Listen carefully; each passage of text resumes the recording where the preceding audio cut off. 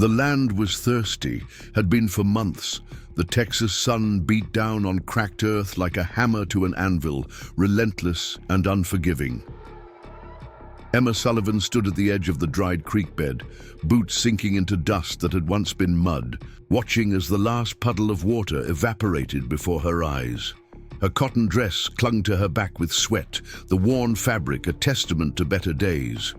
3 months without real rain had turned Cedar Creek into nothing but a name, a mockery of what it had once been. Before we jump back in, tell us where you're tuning in from, and if this story touches you, make sure you're subscribed, because tomorrow I've saved something extra special for you. Praying won't bring the water back, she muttered to herself, adjusting her father's old hat to shield her eyes from the glare. The cattle were thin, ribs showing through dusty hides. 2 more had died yesterday. They couldn't afford to lose any more. Emma turned back toward the ranch house, a weathered 2-story structure that had once been the pride of Thomas Sullivan. Now the paint peeled like skin after a bad sunburn, and the porch sagged in the middle like an old mare's back. Home. For how much longer, she couldn't say. Emma's boots left faint impressions in the dust as she made her way back to the house. At 18, she carried herself with the weariness of someone twice her age. Her mother had died 3 winters ago from fever, leaving Emma to manage the household while her father managed what remained of their herd, or tried to at least. Inside, the house was still, hot air trapped beneath the roof like a living thing. She poured herself a cup of the morning's coffee, now lukewarm and bitter. The ledger book lay open on the kitchen table where her father had left it, columns of numbers scratched out and rewritten, each version more desperate than the last. "Pa!" she called, moving toward his study. The door stood ajar, and she found Thomas Sullivan slumped in his chair, an empty whiskey glass in his hand, staring at nothing. "We lost another 2 head," she said softly. He didn't look up. "I know. Mr. Blackwood's man came by earlier, said he'd be back tomorrow." The words hung in the air like smoke. Jeremiah Blackwood held the notes on most of the property in Cedar Creek, including theirs. The drought had forced many families to borrow heavily, and Blackwood was all too willing to offer terms that became increasingly impossible to meet as the drought wore on. Thomas finally raised his eyes to meet hers. They were bloodshot, rimmed with the red dust that found its way into everything. "I'll handle it." But Emma knew better. Her father hadn't handled anything since her mother died. The ranch was failing, had been long before the drought. Thomas Sullivan was a proud man, too proud to admit he was drowning until the water was already over his head. Emma retreated to the porch as the sun began its slow descent. From here, she could see the whole valley, the land her grandfather had claimed when Texas was still its own republic. Golden light washed over parched grassland, giving it the illusion of health it no longer possessed. In the distance, the foothills that marked the beginning of Comanche territory were painted purple and blue. They said the springs still ran there, that the people had water when settlers went without. Lucy, Emma's childhood friend from the neighboring ranch, had once asked why Emma didn't just leave, find work in Austin or San Antonio, marry some shopkeeper and forget Cedar Creek ever existed. "This land is in my blood," Emma had answered. And it was true. But blood could dry up just like creek beds.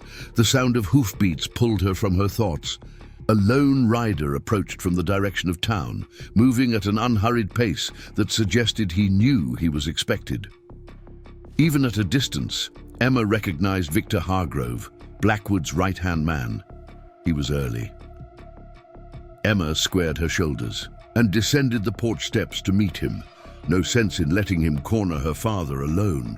Hargrove reined in his horse, a well-fed bay that looked obscenely healthy compared to their livestock. His smile never reached his eyes. "Miss Sullivan, looking lovely as always." "Mr. Hargrove, you're a day early." He dismounted with practiced ease. "Mr. Blackwood sent me to deliver a message personally." He reached into his vest pocket and withdrew an envelope sealed with wax.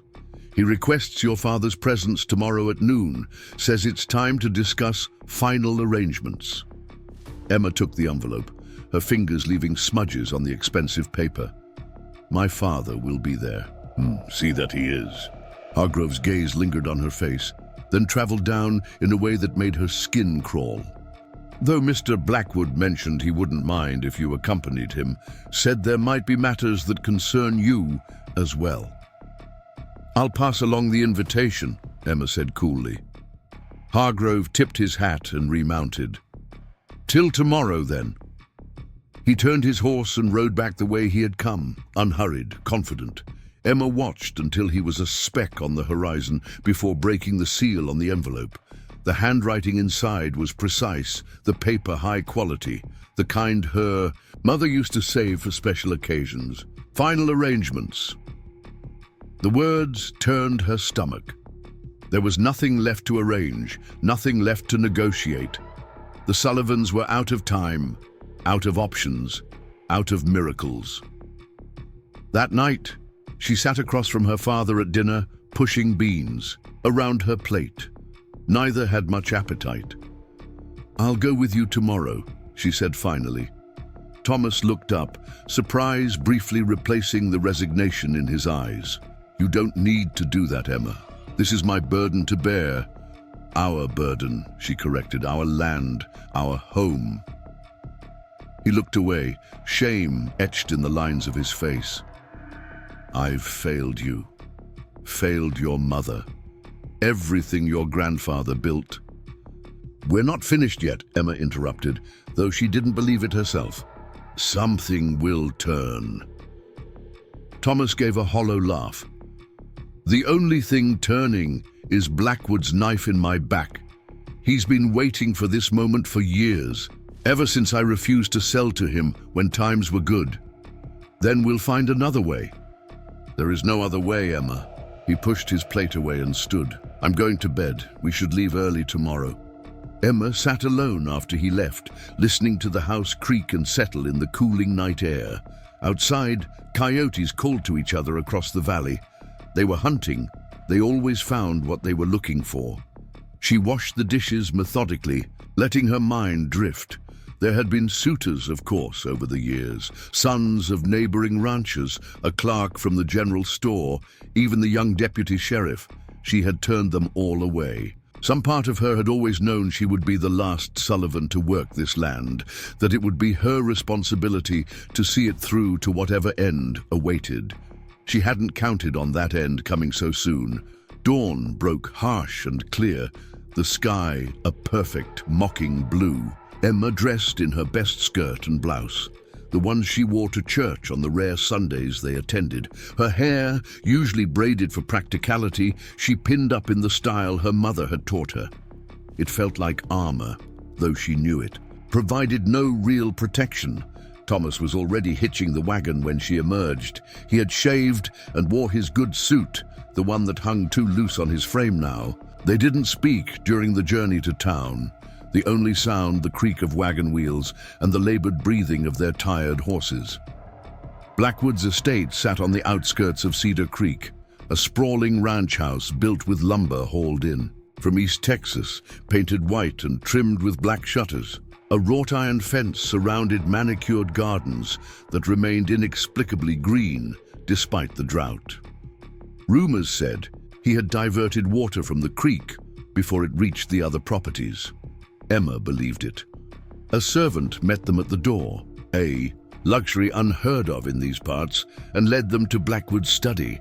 The house was cool inside, the floors polished wood that gleamed in the shafts of sunlight from tall windows. Everything spoke of wealth accumulated on the backs of others' misfortune. Jeremiah Blackwood rose from behind his desk when they entered. He was in his 40s, his hair still dark, save for distinguished streaks of silver at the temples. Handsome, in the way of predators, with sharp features and eyes that calculated worth with every glance. Thomas, Miss Sullivan, thank you for coming. His voice was cultured, betraying his Eastern education. He gestured to the chairs opposite his desk. Please, sit. Emma remained standing until her father took a seat, then joined him. Hargrove stood by the window, silent, watchful. "I'll come straight to the point," Blackwood said, resuming his own seat. "The terms of our arrangement have not been met.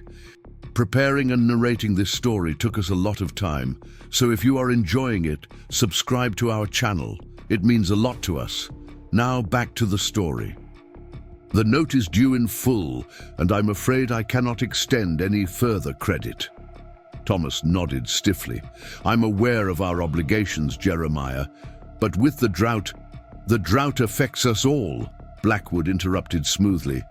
"Yet other ranchers managed to meet their commitments." Emma bit her tongue. Those other ranchers hadn't been systematically undercut by Blackwood's business practices for years. Her father had once been the most successful cattleman in the county before Blackwood arrived with his Eastern money and connections. "What are you proposing?" Thomas asked, his voice tired. Blackwood leaned back in his chair, fingers steepled. "I'm prepared to forgive the debt entirely." Emma stiffened. There would be a price. There was always a price. "In exchange," Blackwood continued, his gaze sliding to Emma, "I propose a merger of our interests, a joining of families, if you will." The room seemed to tilt beneath her. She gripped the arms of her chair. "You can't be serious," Thomas said, his voice low. "I'm entirely serious." Blackwood smiled thinly. "Your daughter is of marriageable age, and I find myself in need of a wife. The arrangement would benefit us both. You keep your land, as part of my holdings, of course, and I gain a bride. The Sullivan name would continue to be associated with the property." "Though Emma is not part of any negotiation," Thomas said, rising to his feet. "We'll find another way to settle the debt. There is no other way, and we both know it." Blackwood's smile vanished. "This is a generous offer, Thomas. One I make out of respect for your family's history in this county. I could simply foreclose and be done with it." Emma found her voice at last. "And if I refuse?" Blackwood turned to her as if noticing her for the first time. "Then your father goes to debtor's prison, and you find yourself without home or protection. I doubt the neighbors would be eager to take in the daughter of a failed rancher. Times are hard for everyone." "You're a bastard, Jeremiah," Thomas said, his hands clenched into fists. "I'm a businessman," Blackwood corrected, "and this is business." He opened a drawer and withdrew a document. "I've taken the liberty of drawing up the papers. The marriage would take place 1 week from today, giving you time to adjust to the idea." Emma felt cold despite the heat of the day. "And our cattle, our hands, would remain employed under my supervision. Your father would be permitted to stay in the house until suitable arrangements could be made for him elsewhere." Blackwood pushed the paper across the desk. "The terms are quite fair." "Fair?" Thomas spat the word. "You've been planning this all along, haven't you? Driving down cattle prices, buying up water rights." "Pa!" Emma laid a hand on his arm. She could feel him trembling with rage. "Let me see the document." Blackwood passed it to her with a satisfied look. Emma scanned the legal language, understanding enough to know they were trapped. Every clause was designed to transfer ownership of the Sullivan Ranch to Blackwood while maintaining the appearance of a legitimate business arrangement. The marriage was just the final piece. "I need time to consider," she said finally. "You have until tomorrow," Blackwood replied. "I'll send Hargrove for your answer." Thomas started to protest, but Emma squeezed his arm. "We'll have an answer tomorrow," she agreed, rising. "Thank you for your generosity." Outside, in the harsh sunlight, Thomas slumped against the wagon. "Emma, I won't let you do this. We'll sell what's left of the herd, pay what we can. It won't be enough," she said quietly. "You know that. Then we'll leave. Start over somewhere else." Emma looked at him, this broken version of the strong man who had taught her to ride and shoot, who had held her when her mother died. Where would we go? With what money? This is all we have. The ride home was silent again, but different. Now, the weight of Blackwood's proposal hung between them like a storm cloud, heavy with implications neither wanted to voice. That evening, Emma sat on the porch, watching the sunset paint the parched land in shades of fire. A marriage to Blackwood would secure the ranch, would keep her father from prison. But at what cost? She had heard stories about Blackwood's first wife, who had died under circumstances never fully explained, about the servant girls who left his employment with downcast eyes and refused to speak of their time there. Emma was no fool. She knew what kind of man Jeremiah Blackwood was, the kind who saw people as possessions, women as decorations and vessels, the kind who took pleasure in controlling others. A movement at the edge of the property caught her eye. A rider, silhouetted against the darkening sky. Not Hargrove. This figure sat differently in the saddle, moved with a fluid grace that spoke of a lifetime on horseback. Emma reached for the rifle, always kept by the door, bringing it to her shoulder as the rider approached. "That's far enough," she called when the figure was within earshot. The rider stopped, raised empty hands. "I mean no harm." The voice was male, deep, with an accent she couldn't immediately place. Not local. "State your business," Emma demanded, keeping the rifle steady.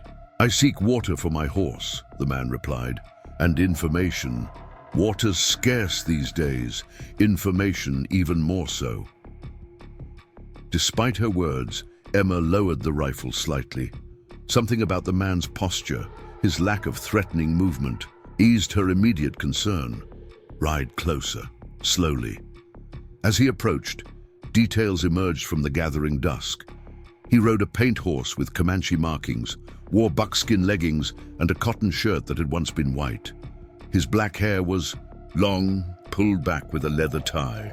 His features were striking: high cheekbones, a straight nose, eyes so dark they seemed to absorb the fading light. A Comanche, or at least part Comanche. He had the bearing of the people, but something in his face suggested mixed blood. He reined in his horse a respectful distance away. "You're far from your territory," Emma observed, still cautious but no longer aiming directly at him. "The drought affects all lands," he replied. "Game is scarce, water scarcer." Emma hesitated, then lowered the rifle completely. "There's a pump around back. You can water your horse there. As for information, I don't know what help I can be." He inclined his head in thanks. "I am called Talon among the whites, James Two Rivers by birth. Emma Sullivan." "The Sullivan Ranch," he said, nodding. "I know of it. My father traded horses with yours, many seasons ago." Emma blinked, in surprise. "You knew my father?" "I knew of him. A fair man by reputation." Talon dismounted with fluid grace. "May I?" He gestured toward the pump. "Go ahead." She watched as he led his horse around the side of the house, moving with the quiet confidence of someone at home in the wilderness. He didn't walk like white men, didn't make unnecessary noise or movement.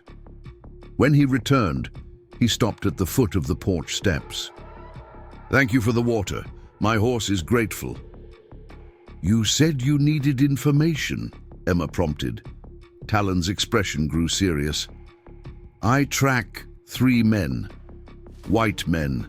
They passed through Comanche lands 3 days ago, stole horses, burned a winter lodge." "Why come here?" Emma asked, though she already suspected the answer. "They rode this direction.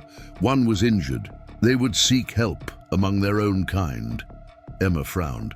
"I haven't seen any strangers aside from you, but town would be the place to look. Cedar Creek is half a day's ride east." Talon nodded. "I know it. I wanted to check the outlying ranches. First, these men, they would avoid the law." "The law in Cedar Creek is Sheriff Porter, and he's in Blackwood's pocket," Emma said bitterly. If your horse thieves have money to spend, he won't trouble them. Something in Talon's expression sharpened at Blackwood's name. This Blackwood, he's important here? He owns half the county, or soon will. Emma couldn't keep the edge from her voice. Including this ranch by this time tomorrow. Talon studied her face. You speak with anger. I speak with truth. A silence fell between them, not uncomfortable but weighted with unspoken understanding. The last light faded from the sky, leaving only stars and a slim crescent moon to illuminate the land. It grows late, Talon said finally. I should continue my search. You won't find much in the dark, Emma replied practically. We have a barn. Your horse could rest and you could start fresh at dawn. The offer surprised them both. Emma wasn't in the habit of inviting strange men to stay on the property, least of all a Comanche. But something about Talon's dignity, his direct gaze, made her trust him more than she trusted most of the white men in Cedar Creek. Talon considered, then nodded. I accept your hospitality. Thank you. Emma led him to the barn, where he unsaddled, his horse with practiced movements. She fetched a lantern and some of the precious remaining feed, which he accepted with solemn gratitude. There's clean straw in the loft, she said, turning to leave. I'll bring some food from the house. When she returned with a plate of cornbread and beans, she found Talon sitting cross-legged on the barn floor, his back straight, eyes closed in what appeared to be meditation. He opened them as she approached. It's not much, she apologized, setting down the plate. It is generous, he corrected, accepting the food. The drought has been cruel to your land. To everyone's land, she echoed his earlier words. He gestured for her to sit if she wished. After a moment's hesitation, she settled on a bale of hay across from him. Why does this Blackwood take your ranch? He asked, breaking the corn. Bread, Emma sighed. Debt.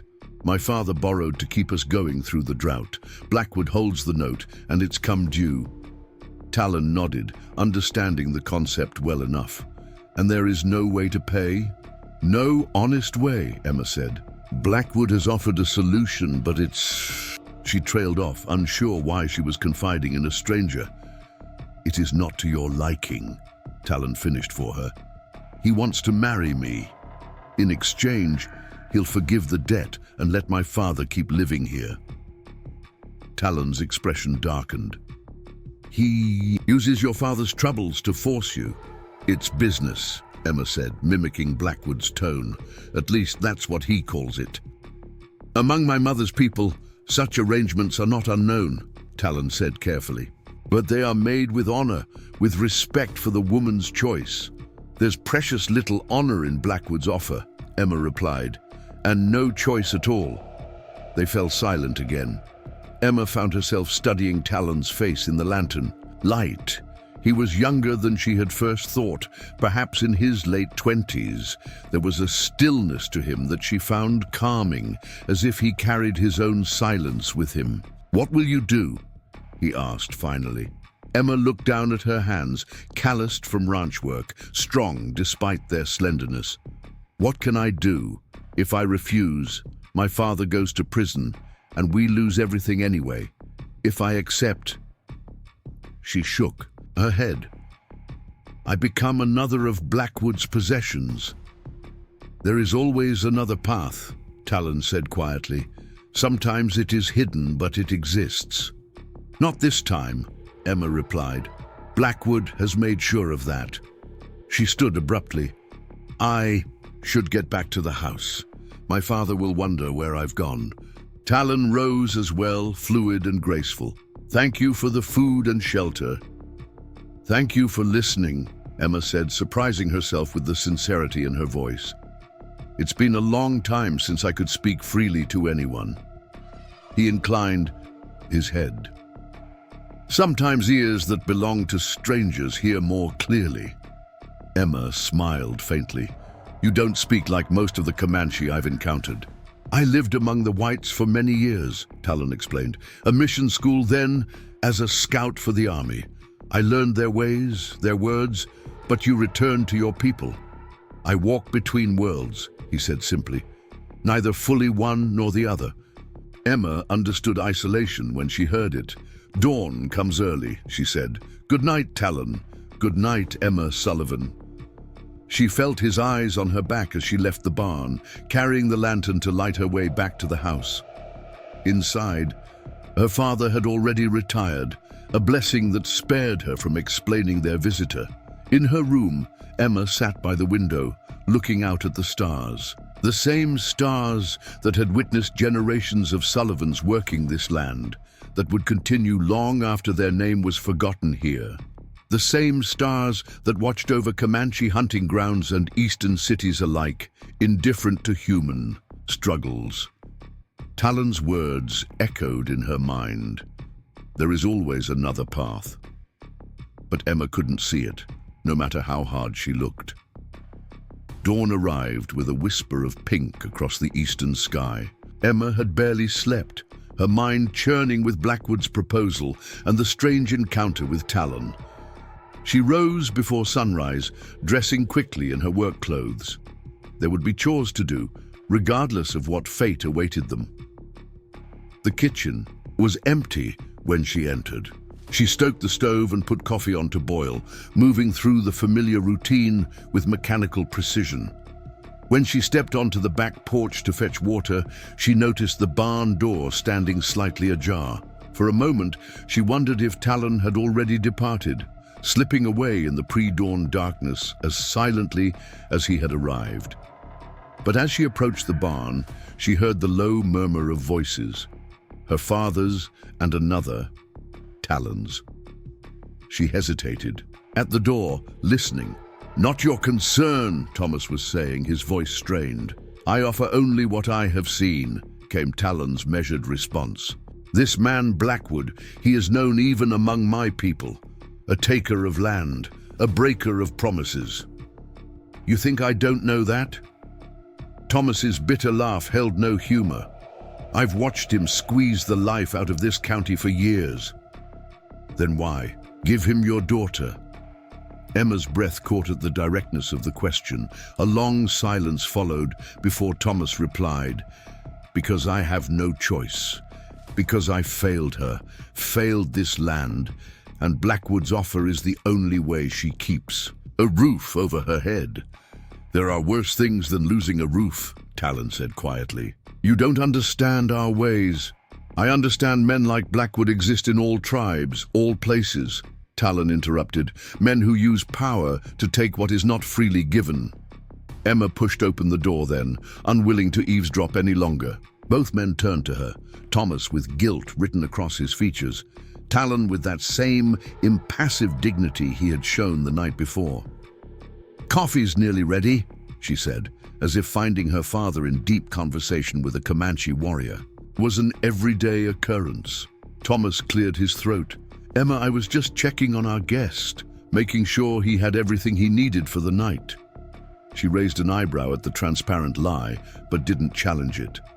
"Will you be leaving soon?" she asked Talon. "With your permission, I would like to remain until midday," he replied. "My horse needs rest, and I wish to observe the town from a distance before entering." Thomas shifted uncomfortably. "Blackwood's man will be coming for our answer today. All the more reason to delay," Emma said with sudden decision. "Let Hargrove wait." Her father looked at her in surprise. In all their years together, Emma had never been one to avoid confrontation. She faced problems head-on, practical to a fault. "I'll prepare breakfast," she said, turning back toward the house. "You're welcome to join us," she added to Talon. The meal was simple, cornbread and the last of their preserved peaches. They ate mostly in silence, the weight of the coming decision hanging over the table. Talon ate neatly, with manners that spoke of his time among whites, yet there was nothing affected about him. He carried himself with a natural dignity that owed nothing to the trappings of civilization. As Emma cleared the plates, hoofbeats sounded outside. Thomas tensed, his hand automatically reaching for the rifle that hung by the door. "Stay here," Emma told them both, wiping her hands on her apron. "I'll see who it is." She stepped onto the porch, shielding her eyes against the morning sun. Lucy Warren rode toward the house, her chestnut mare kicking up dust along the dry path. Emma relaxed slightly and moved to meet her friend. "Emma?" Lucy called, dismounting with practiced ease. At 19, she was slightly older than Emma, the daughter of a neighboring rancher who had managed to stay mostly clear of Blackwood's machinations. "I came as soon as I heard." Emma's stomach tightened. "Heard what?" Lucy glanced toward the house, then lowered her voice. "About Blackwood's proposal. Is it true?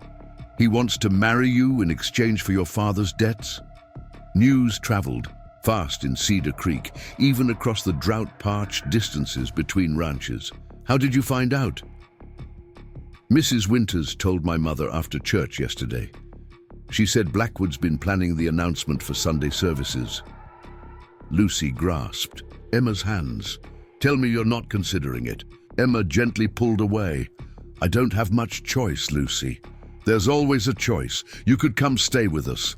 Father would give yours work." "Your father can barely keep your own ranch going," Emma interrupted. "And Blackwood would still take our land, still send my father to debtor's prison." Lucy's expression crumpled. "It's not right, Emma. Blackwood is—" She stopped abruptly, her gaze shifting past Emma's shoulder. Emma turned to find Talon standing in the doorway, his presence silent but commanding. Lucy's eyes widened. "Who is that?"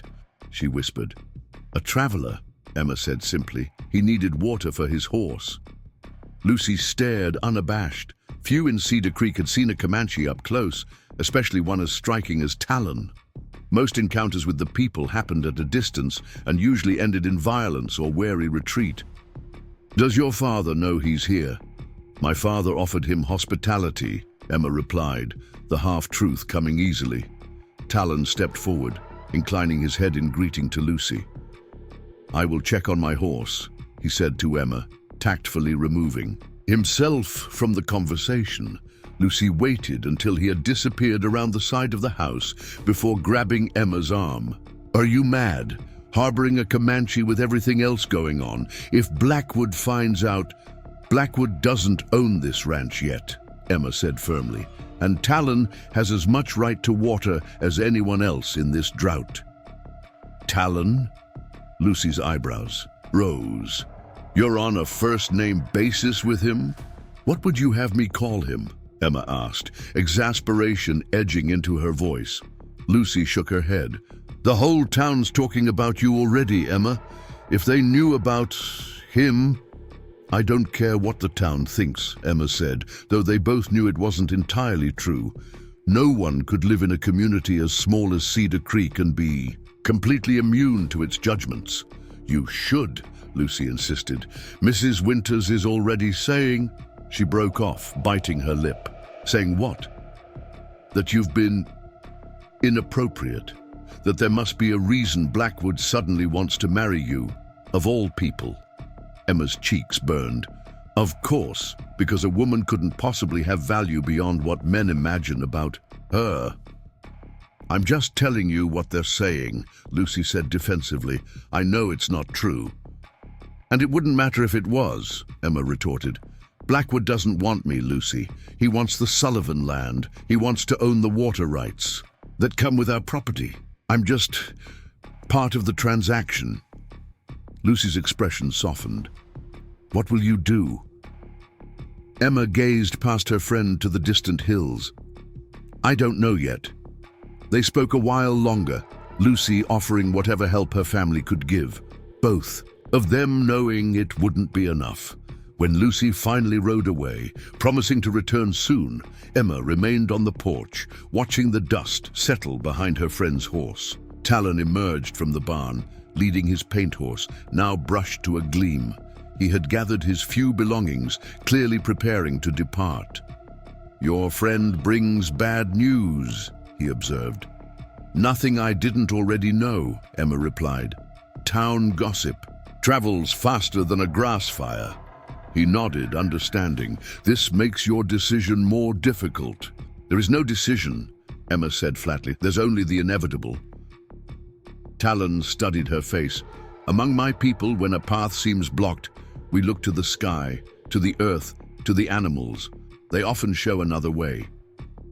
"This isn't a Comanche problem," Emma said, immediately regretting the sharpness in her tone. "No," he agreed. "It is a human one.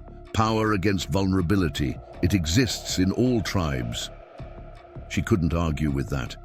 "I will leave you now," Talon said. "My search continues." Emma surprised herself by feeling a pang of regret. "I hope you find your horse thieves." "I will find them," he said with quiet certainty.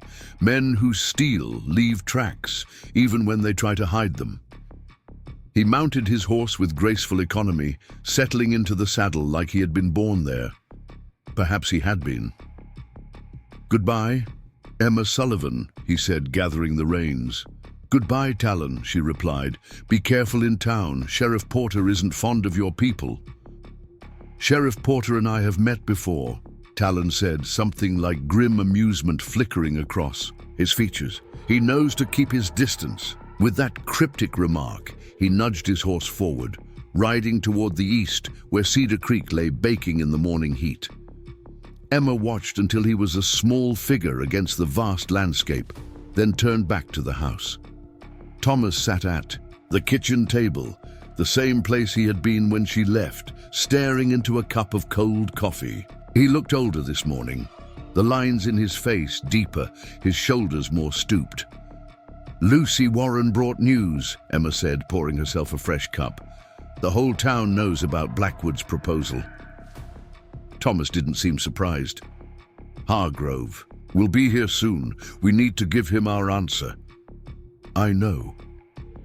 A heavy silence fell between them. Finally, Thomas looked up at her, his eyes clouded with grief. "I never wanted this for you, Emma. Your mother and I, we had such dreams." "I know that too, Pa." She sat across from him, taking his weathered hand in hers. "But dreams don't feed cattle or pay debts." "I should have been stronger," he said. "Should have found another way." "We did what we could," Emma said firmly. "Both of us. The drought wasn't your doing, and neither was Blackwood's greed." Thomas squeezed her hand. "You don't have to do this. We could leave. Head west. Start over." "With what?" Emma asked gently. "We can barely feed ourselves, let alone finance a journey. And you know Blackwood would send men after us. Debts follow, Pa. They don't disappear when you cross a state. A line." He had no answer for that. The sun climbed higher, beating down on the thirsty land. Emma moved through her chores mechanically, feeding the chickens, checking the sad remnants of the vegetable garden, mending a broken fence slat. All the while, her mind spun with half-formed plans that dissolved as quickly as they appeared. Midday came and went with no sign of Hargrove. The delay only stretched their nerves tighter. By late afternoon, Emma found herself jumping at small noises. A branch scraping against the side of the house, a hawk's cry overhead. "Maybe he's not coming today," Thomas said as they sat on the porch, watching the sun begin its descent. "Maybe Blackwood changed his mind." "He hasn't changed his mind," Emma replied. "He's just making us wait." Another hour passed. The western sky turned golden, then orange, the light softening across the parched landscape. Still no rider appeared. On the horizon, "I'll start supper," Emma said, rising from her chair. She was at the stove, stirring a pot of beans, when the sound of horses, multiple horses, reached her ears. Not just Hargrove, then. She wiped her hands on her apron and moved to the window. 4 riders approached, dust billowing behind them. At the lead was Victor Hargrove. Beside him rode Sheriff Porter, his badge catching the last rays of sunlight. Behind them came 2 more men Emma didn't recognize, rough-looking characters with the hard eyes of men who solved problems with their fists. Thomas appeared at her side, his expression grim. "Stay inside," he said, reaching for his rifle. "Pa, no," Emma caught his arm. That won't help. I won't let them intimidate you, he insisted. Then we face them together, she said firmly, without weapons. Thomas hesitated, then nodded reluctantly. They stepped onto the porch just as the riders reached the yard. "Sullivan," Hargrove called, dismounting with a smirk. "Hope we're not interrupting supper." "You know you are," Thomas replied coldly. "What's the meaning of this, Victor? And why bring the sheriff?" Porter dismounted with less grace than Hargrove, his considerable bulk shifting awkwardly in the saddle before his boots hit the ground. "This here's official business, Sullivan," he said, adjusting his gun belt importantly. "Mr. Blackwood's concerned about some irregular activities on your property." Emma felt a chill that had nothing to do with the cooling evening air. "What activities?" Hargrove's smirk widened. "Harboring enemies of the state, for one. We had a report that you're sheltering a Comanche renegade." Lucy. It had to have been Lucy who told them, however, unintentionally. Emma kept her face carefully neutral. "I don't know what you're talking about." "No?" Porter moved toward the barn, hand resting on his pistol. "Mind if we take a look around then?" "Yes, I do mind," Thomas said, stepping forward. "This is still my property, Sheriff, and you have no warrant." "Don't need one," Porter replied.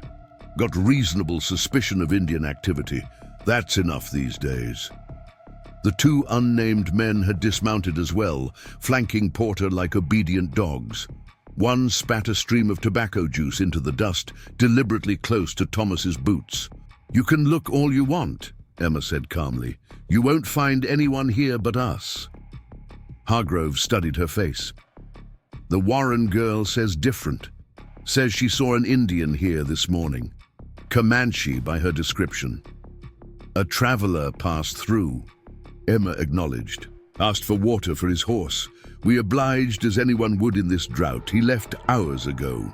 "Mighty hospitable of you," Porter drawled, "especially to a Comanche." "He was peaceful," Thomas said.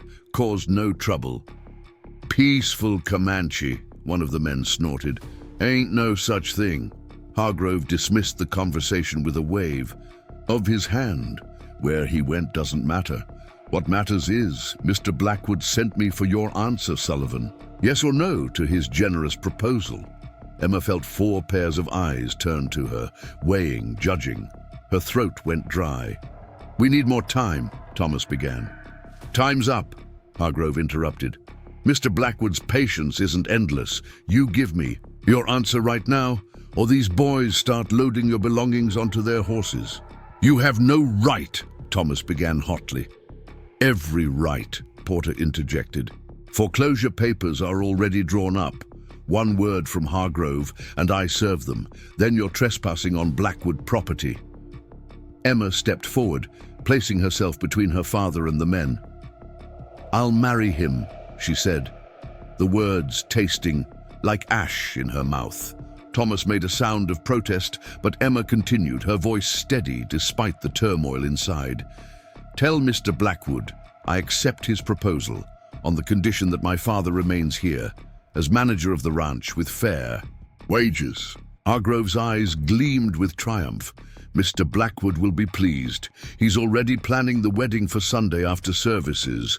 The whole town's invited." "Sunday?" Thomas exclaimed. "That's only 3 days away." "Mr. Blackwood doesn't see any reason to wait," Hargrove replied smoothly. "Unless, of course, there's some impediment we should know about." His gaze lingered insultingly on Emma's middle. She stiffened. "There is no impediment, as Mr. Blackwood well knows. I simply hoped for time to prepare." "All taken care of," Hargrove said. "Mr. Blackwood has arranged everything. Dress, flowers, even a wedding supper at his home afterward. You needn't trouble yourself with details." Of course he had. Blackwood would control every aspect of this transaction, just as he intended to control every aspect of her life afterward. "Fine," Emma said flatly. "Sunday it is." Hargrove tipped his hat, satisfaction oozing from every pore. Mrs. Winters will call on you tomorrow to discuss the particulars. Mr. Blackwood wants everything just so. He remounted his horse. Sheriff, you and the boys can stand down. Seems our Indian problem's resolved itself, and the Sullivans are being reasonable after all. Porter looked disappointed at being denied the opportunity to search the property, but nodded grudgingly. You're lucky, Sullivan. Harboring Indians is a serious offense these days. There's no one here to harbor, Emma repeated firmly. The men departed as the last light faded from the sky, leaving Emma and Thomas standing on the porch in gathering darkness. Neither spoke until the sound of hoofbeats had faded completely. You shouldn't have agreed, Thomas said finally, his voice breaking. Not for me, Emma. I'm not worth your freedom. It was never about freedom, Emma replied, staring at the empty horizon. It was about survival. And now we'll both survive. She turned and went inside, her steps leaden. The beans had boiled over, leaving a scorched smell in the kitchen. She removed the pot from the stove and set it aside, her appetite gone. That night, she lay awake, staring at the ceiling, counting the days of freedom left to her.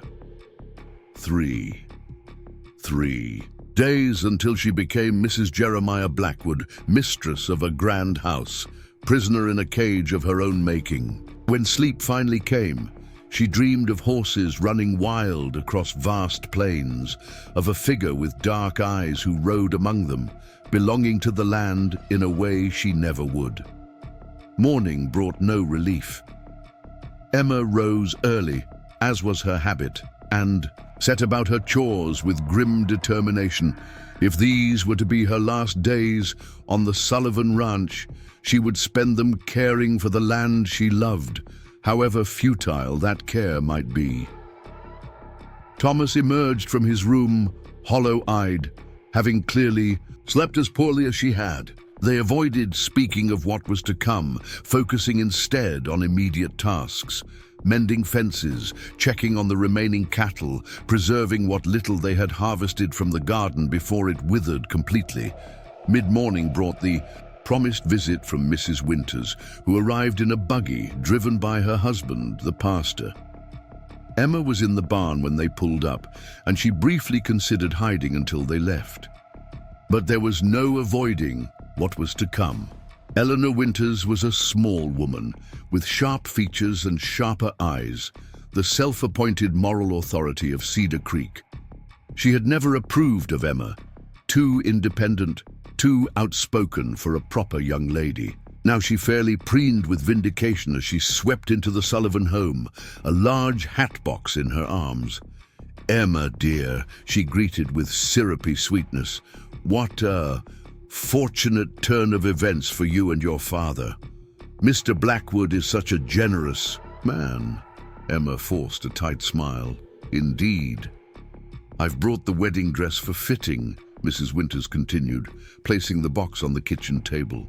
Mr. Blackwood was most specific about the alterations needed. Of course he was. Emma eyed the box with distaste, but said nothing.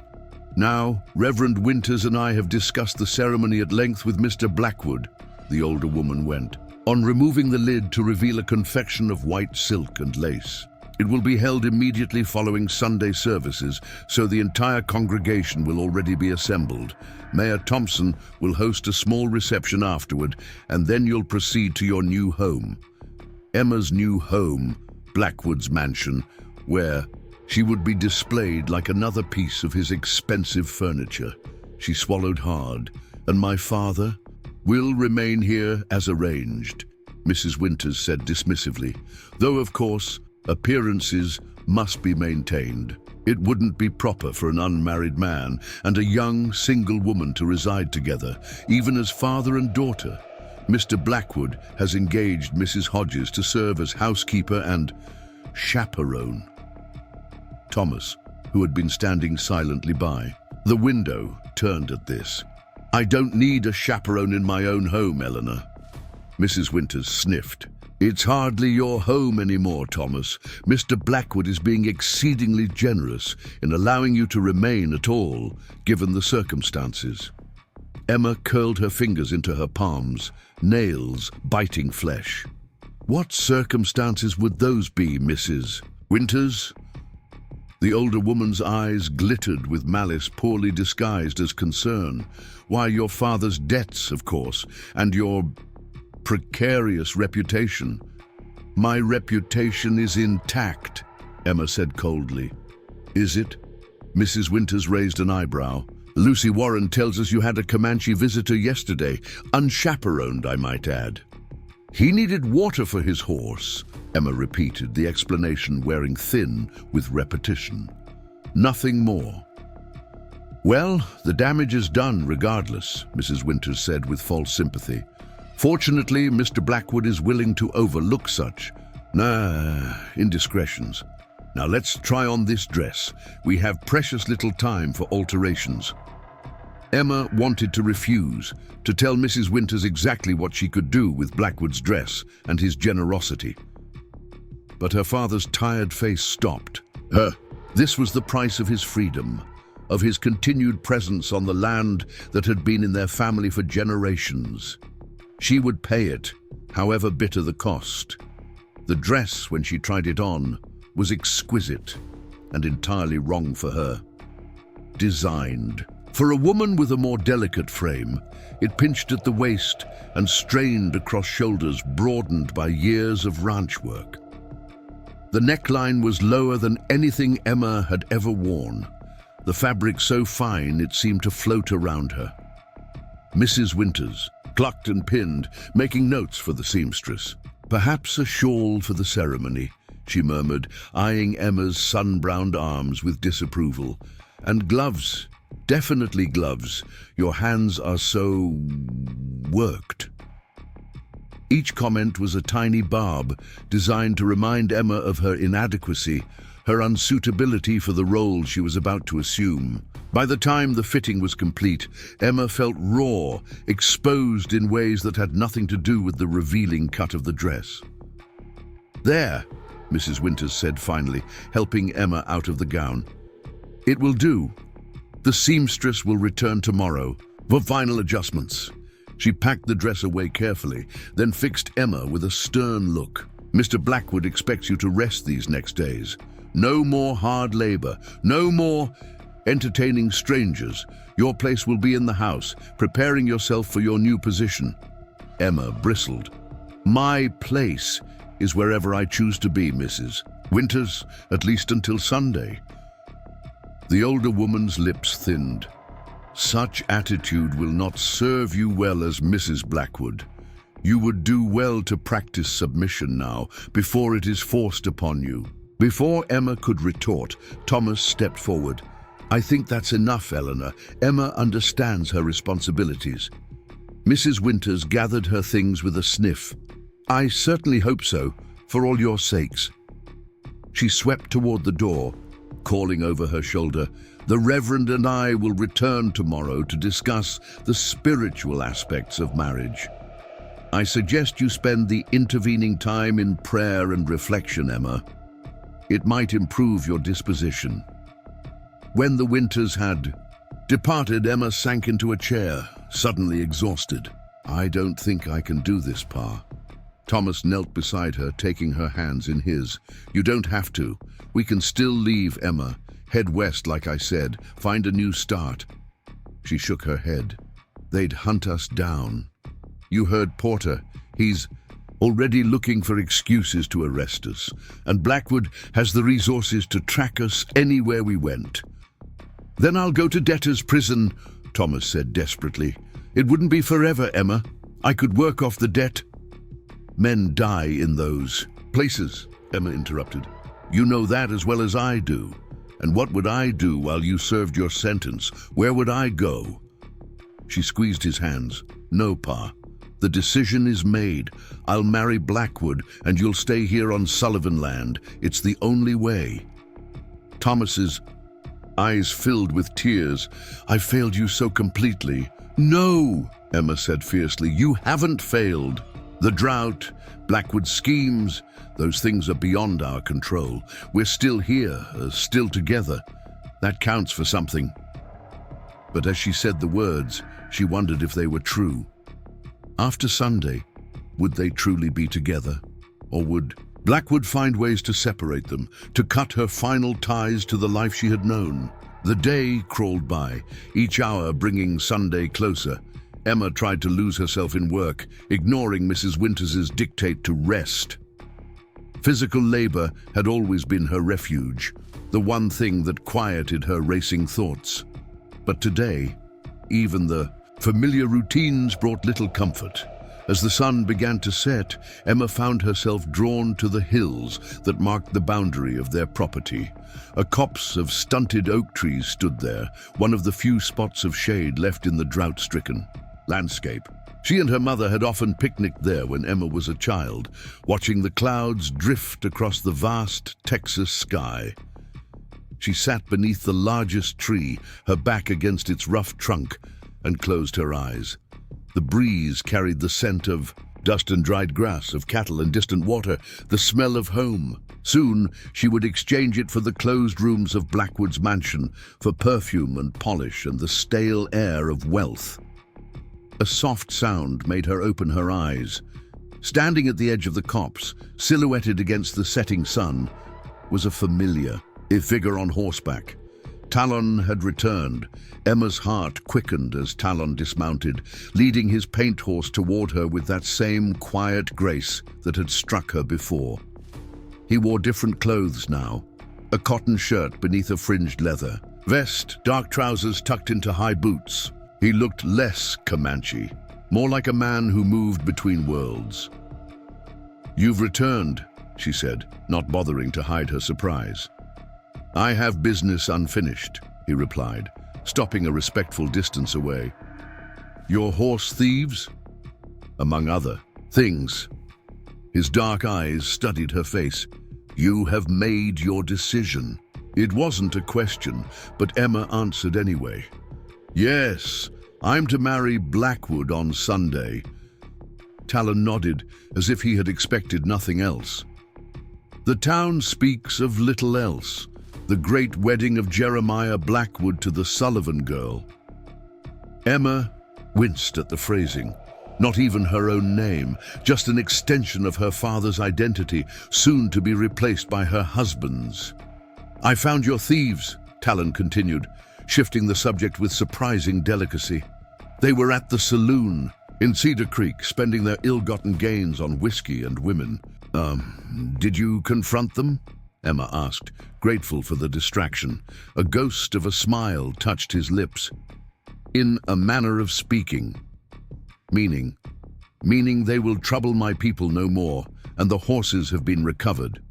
He didn't elaborate, and Emma didn't press. Some details were better left unspoken. "Will you return to your tribe now?" she asked, surprised by how much she wanted the answer to be no. Talon glanced toward the Sullivan Ranch, visible in the distance as the last sunlight gilded its weathered boards. "Not yet. There is still a debt to be paid." "What debt?" "Your father once helped mine," Talon said simply. "Many years ago, when fever swept through our camp, Thomas Sullivan brought medicine, food when others brought only fear and suspicion. I was a child, but I remember." Emma stared at him in surprise. "My father never told me. It was not a thing to speak of," Talon replied. "The army did not look kindly on those who aided the Comanche. But my father never forgot. Before he died, he asked that the debt be honored." "So you came here deliberately," Emma realized. "Not just following horse thieves."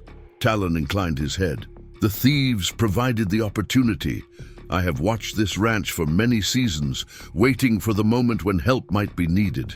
And now it is," Emma said softly. "Now it is," he agreed. A strange feeling washed over Emma. Not quite hope, but something adjacent to it. A sense that the world was perhaps not entirely composed of cruel men and impossible choices. "How would you honor this debt?" she asked, careful to keep her voice neutral. Talon looked toward the horizon, where the first stars were beginning to appear. "I offer a third path." "Meaning?" Leave with me, he said simply. Tonight, I can take you to places Blackwood will never find you. Emma's breath caught. And my father. He would be welcome as well. She looked away, mind racing. Blackwood would hunt us. He'd bring Porter, bring men from Austin if he had to.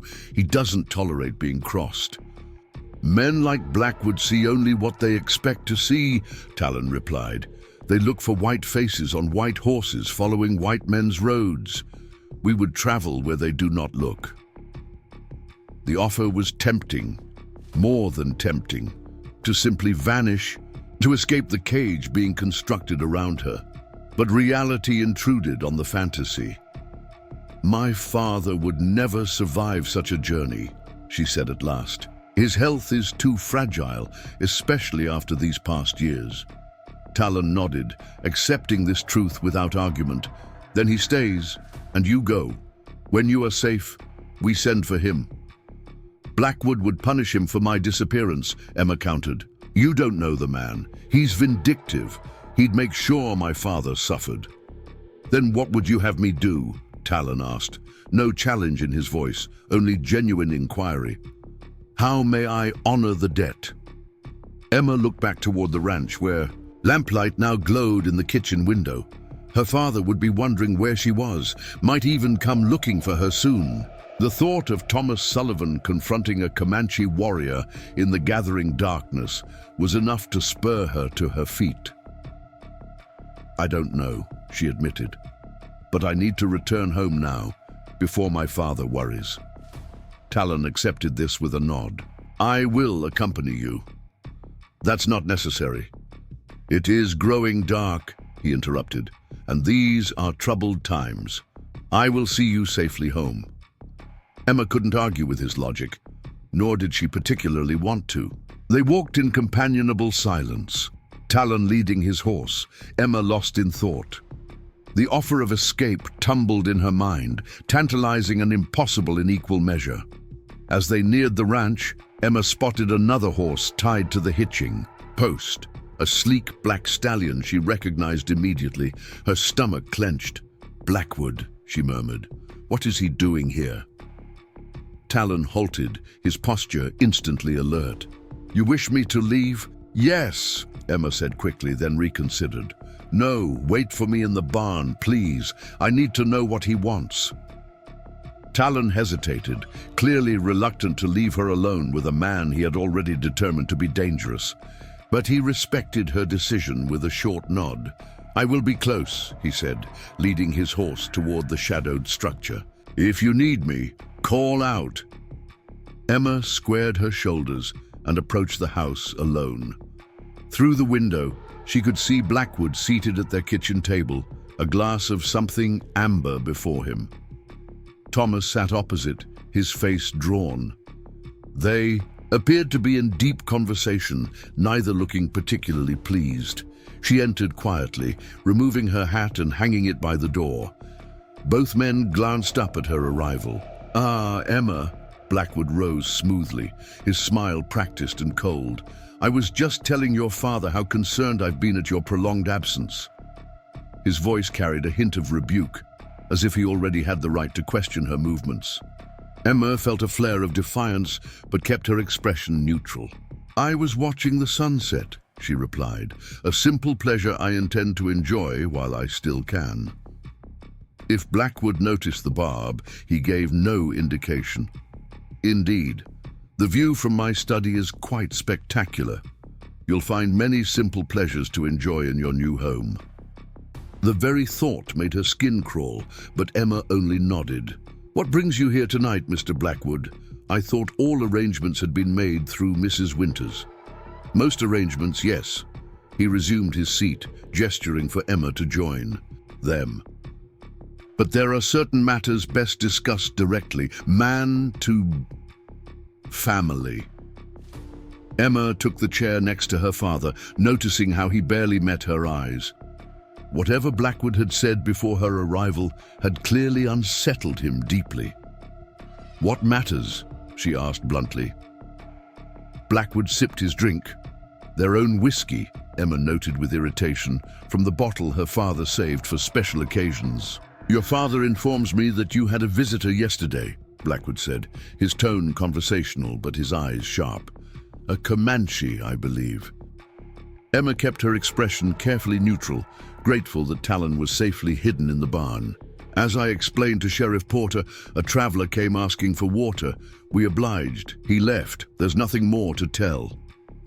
"And yet Mrs. Warren reports that her daughter saw you in quite familiar conversation with this savage." "Lucy exaggerates," Emma replied coolly, "and I would hardly call offering a man water familiar." Blackwood studied her, a predator assessing potential prey. "You understand my concern, of course. My future wife, entertaining a known enemy of civilization." "The drought makes enemies of us all," Emma said. "Thirst doesn't discriminate between white and Comanche." A flicker of annoyance crossed Blackwood's face at her persistence. "Regardless, I've made my position clear to your father. After Sunday, there will be no more unauthorized visitors to this property, no more unescorted wanderings, no more sunset watching without proper accompaniment." Each word tightened the noose around Emma's neck. She glanced at her father, who sat silent, defeated. "I see," she said carefully. "Any other rules I should be aware of before our vows?" Blackwood's smile didn't reach his eyes. "We'll have plenty of time to discuss the expectations of a proper wife after the ceremony. For now, I merely wanted to ensure you understood the gravity of your position." "My position?" "Your father's debts exceed even what I initially calculated," Blackwood said smoothly. "Without our arrangement, he would face not only debtor's prison, but potential charges of fraud. The consequences would be severe." Emma felt the blood drain from her face. "Fraud? That's ridiculous. My father is the most honest man in the county." "Perhaps," Blackwood allowed, "but the law often comes down to one man's word against another's. And in this case, my word carries considerably more weight." He took another sip of whiskey. "Of course, as my wife, you would be in a position to ensure such charges never materialize." The threat was clear.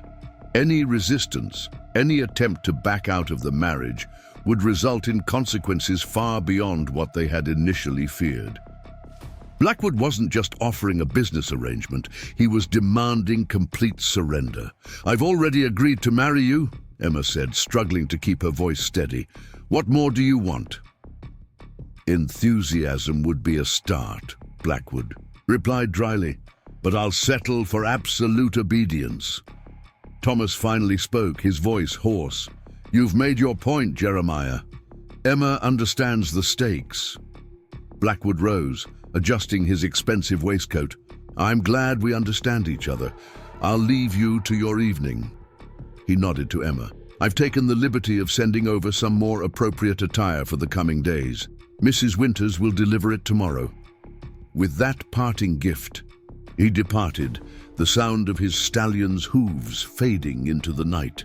Emma sat frozen, her father's words and Blackwood's threats echoing in her mind. Thomas buried his face in his hands. "I'm so sorry, Emma. I never thought he'd go this far." "What exactly did he say to you?" she asked quietly. "That he has evidence I falsified cattle counts to secure loans," Thomas admitted. "That I deliberately misrepresented the value of our stock. It's all lies, but his word against yours," Emma finished. "And his carries more weight." Thomas nodded miserably. 5 years in Huntsville State Prison would be the minimum sentence, more likely 10. Emma felt sick. Her father would never survive a decade in prison. The choice she had thought settled now seemed even more irrevocable. "Go to bed, Pa," she said gently. "We'll figure this out in the morning."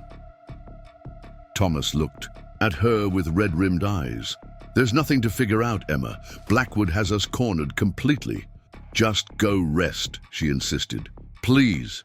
After her father had retreated to his room, Emma sat alone at the kitchen table, staring at the empty whiskey glass Blackwood had left behind.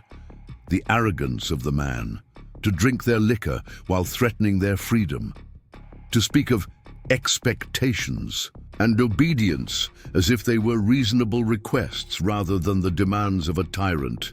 She thought of Talon, waiting patiently in the barn.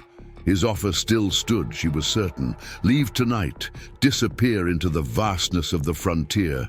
But Blackwood's newest threat changed everything. If she fled, her father wouldn't just lose the ranch, he would lose his freedom, possibly his life. The kitchen door opened quietly, and Talon slipped inside like a shadow. He took in her expression with one glance. "The situation has worsened," he observed. Emma nodded, too weary for pretense. "Blackwood threatens my father with prison if I don't comply completely with his demands. Fraud charges. Fabricated, but enough to convince a judge." Talon's expression darkened. "I heard horses depart." "Yes, he's gone. For now." Talon pulled out a chair and sat across from her, his movements silent despite the old wood that would have creaked under anyone else's weight. "This changes your decision."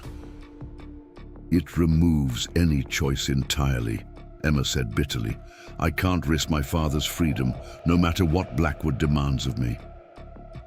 "There is always choice," Talon insisted quietly, "even when the paths seem few and treacherous." "What would you have me do?" Emma asked, echoing his earlier question. "Run away with you, leave my father to face prison, or worse?" Talon considered this, his dark eyes thoughtful. "No," he said finally. "That would not honor the debt owed, but neither will I leave you to this man's mercy." "Then what?" "A third path," Talon repeated. "Not flight, not surrender, something else." Emma sighed, exhaustion washing over her. "There is no third path, Talon. Blackwood holds all the cards." "No man holds all cards," Talon said with certainty. "Even the strongest enemy has weakness. We must find Blackwood's." The idea seemed absurd on its face. Jeremiah Blackwood had spent years consolidating his power in Cedar Creek, eliminating competitors, buying officials, crushing opposition. What weakness could he possibly have that they could exploit in the 2 days remaining before the wedding? And yet the alternative was unthinkable, submitting completely to a man who spoke of obedience and rules, who threatened her father's freedom to ensure her compliance. "How?" she asked simply. Talon leaned forward, his voice low but intense. "Tell me everything you know about this man, his habits, his business, his past, every detail, no matter how small." Emma found herself talking, pulling together scraps of information gathered over years of living in Blackwood's shadow. How he had arrived in Cedar Creek 8 years ago, flush with money from unknown sources back east. How he had bought the old Henderson place and transformed it into a showcase. How his first wife had died mysteriously after less than a year of marriage, leaving him everything. How he had systematically acquired water rights throughout the county, positioning himself to profit enormously when the drought came. Talon listened without interruption, his eyes focused on some middle distance, absorbing every word. When she finally fell silent, he nodded slowly. "This man has enemies," he said with certainty. "Men with such power always do." "None who would speak against him openly," Emma replied. "He's too powerful in the county." "Then we look beyond the county," Talon decided. "To Austin, perhaps, or to his past in the east." Hope flickered, small but persistent. "How would we even begin to investigate? The wedding is in 2 days." "I have contacts," Talon said. "People who move between worlds as I do. People who owe me favors." "Comanche contacts won't help with white men's business," Emma pointed out. Talon's expression shifted to something like amusement. "Not all my contacts are Comanche. I told you I worked as a scout for the army. I know men in Austin, in the Ranger Division, men who might take interest in Blackwood's activities. The idea began to take shape in Emma's mind. If they could find something on Blackwood, some leverage to counter his threats against her father. "It's worth trying," she said, finally. "What's your plan?" "I ride tonight for Austin," Talon replied. "There's a ranger captain there who respects the truth, no matter who speaks it. If anyone has information on Blackwood, it would be him. And if he doesn't, then we look elsewhere." Talon's certainty was almost contagious. There is always another trail when the first goes cold. Emma wanted to believe him, wanted to trust that this impossible situation had a solution. But reality intruded again. "Even if you find something, you'd never make it back in time," she pointed out. "Austin is 3 days' hard ride, and the wedding is in 2. "For most men, perhaps," Talon replied with quiet confidence. "But I know paths others don't, ways through the hills that cut the journey by half." "It's still too dangerous," Emma insisted. "If Blackwood discovers you're helping me—" "He will not discover me," Talon assured her. "I have lived my life moving unseen when necessary." Emma studied his face in the lamplight, searching for any hint of doubt or deception. She found only calm determination. "Why are you doing this?" she asked finally. "A debt to my father can't be worth risking your life." Talon met her gaze steadily. "Among my people, a life debt is sacred, but there is more." "What more?" He seemed to choose his words carefully. "I have watched. You tend this land with respect, with care. I have seen how you honor what has been given to you. Such people are rare in any tribe. They should not be crushed beneath men like Blackwood." The sincerity in his voice touched something deep within Emma, a place that had grown increasingly numb as Blackwood's trap closed around her. For the first time in days, she felt a genuine spark of hope. "All right," she said decisively, "go to Austin. But what do I do in the meantime? Blackwood will be watching my every move." "You prepare for your wedding," Talon replied simply. "You give no indication that anything has changed. You smile when they expect smiles. You answer questions as they expect them answered. You become invisible in plain sight." "That won't be easy," Emma admitted. "I've never been good at hiding my feelings." "Then don't hide them," Talon suggested. "Transform them. Let them see your fear. Women facing marriage are expected to be anxious. Let them see your reluctance. Brides are often nervous. Use their expectations as a shield." It was surprisingly practical advice. Emma nodded slowly. "And if you don't return in time?" "I will return," Talon said with absolute conviction. "But if something prevents me, proceed with the ceremony. Make whatever promises are necessary. Words spoken under duress bind no one." The thought of actually standing before Reverend Winters, promising to honor and obey Jeremiah Blackwood, made Emma's stomach turn. But Talon was right. If there was even a chance of finding leverage against Blackwood, it was worth the risk. "How will I know if you've succeeded?" she asked. "I will find a way to reach you," Talon promised, "even in Blackwood's house, if necessary." Emma nodded, decision made. "Then go, quickly, before my father wakes." Talon rose silently, but paused before turning to leave. From inside his vest, he withdrew a small object and placed it on the table. A knife, its handle carved from antler, its blade gleaming in the lamplight. "Keep this close," he said quietly. "Not for Blackwood. Killing him would only bring more trouble upon you, but for protection if needed. It can be hidden in a boot or under a skirt." Emma picked up the knife, testing its weight in her palm. It was surprisingly light, perfectly balanced. "Thank you."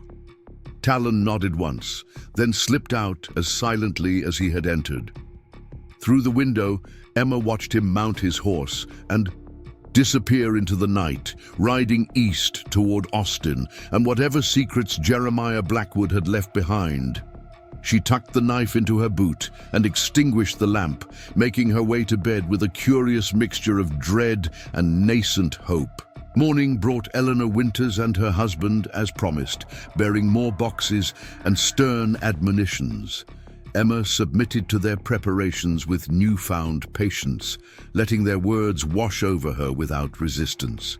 When Mrs. Winters criticized her posture, her complexion, her unrefined manners, Emma simply nodded and promised to improve. When Reverend Winters lectured about wifely submission and obedience, she kept her eyes appropriately downcast. "Well," Mrs. Winters remarked to her husband as they prepared to leave, "perhaps there's hope for the girl after all. She seems to have finally accepted her position." Emma maintained her docile expression until they had departed, then immediately shed the constricting garments Mrs. Winters had insisted she practice wearing. The day stretched before her, empty of purpose but filled with anxiety. Had Talon reached Austin yet? Was he even now uncovering some secret from Blackwood's past? She found tasks to occupy her hands, if not her mind, mending clothes, organizing her few possessions, preparing the simple meals that were all they could afford. Thomas watched her with sad eyes, but said little. The weight of guilt had rendered him nearly mute. As evening approached, Emma sat on the porch, watching the road for any sign of riders. None appeared save for Lucy Warren, who arrived just before sunset, her expression troubled. "I had to see you," Lucy said, dismounting quickly. "I heard what Blackwood is doing, the fraud charges against your father. It's despicable." Emma stiffened. "How did you hear about that?" "My father overheard Porter talking about it in town," Lucy explained. "Emma, you can't go through with this wedding, not under these circumstances." "I don't have a choice," Emma replied, the words familiar by now. "There's always a choice," Lucy insisted, echoing Talon's words from the night before.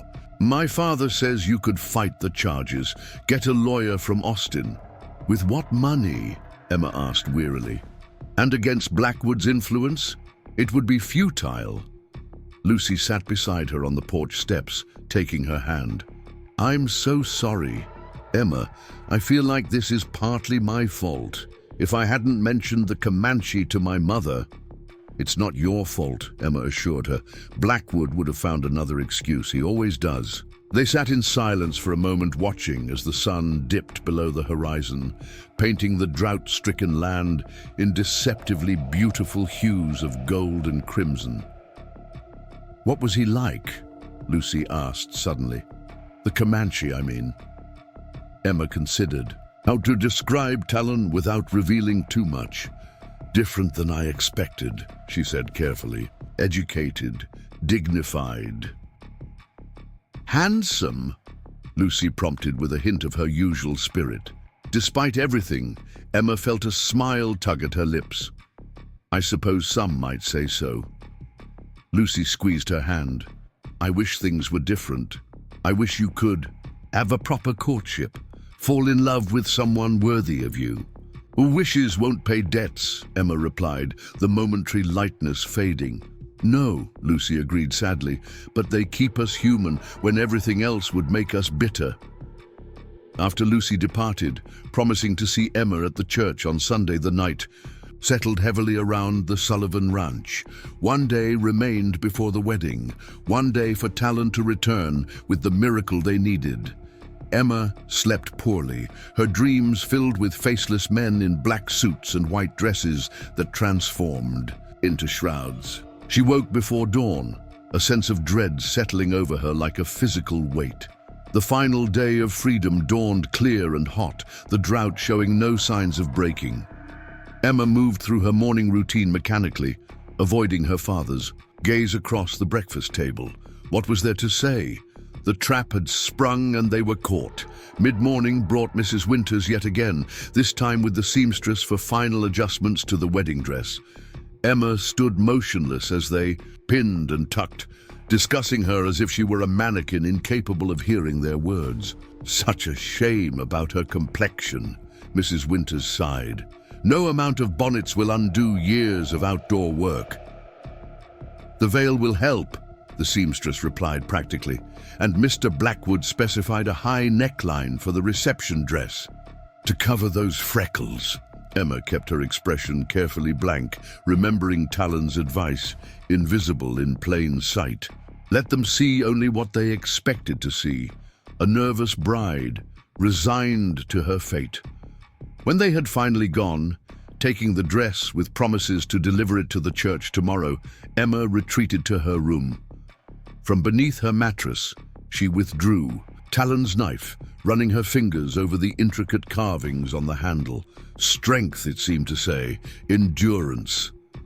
The day crawled by with excruciating slowness. By late afternoon, Emma had given up any pretense of productivity and simply sat by the window, watching the road for any sign of Talon's return. Thomas eventually joined her, placing a gentle hand on her shoulder. "I wish I could have given you more, Emma," he said softly, "a better life than this. You gave me everything that matters," she replied, covering his hand with hers. "Love, a home, values worth defending." Thomas's eyes filled with tears. "After tomorrow, this won't be your home anymore." "It will always be my home," Emma said, firmly, "no matter where I live." As the sun began its descent, Emma's hope began to fade. Talon had not returned. Perhaps he had been delayed in Austin. Perhaps he had found nothing to use against Blackwood. Perhaps he had simply decided the debt wasn't worth the risk after all. The knock, when it came, startled them both. Thomas reached for his rifle, but Emma laid a restraining hand on his arm. "Let me," she said, moving to the door. On the porch stood Sheriff Porter, his expression unreadable. Behind him were two deputies and Victor Hargrove, looking smug as ever.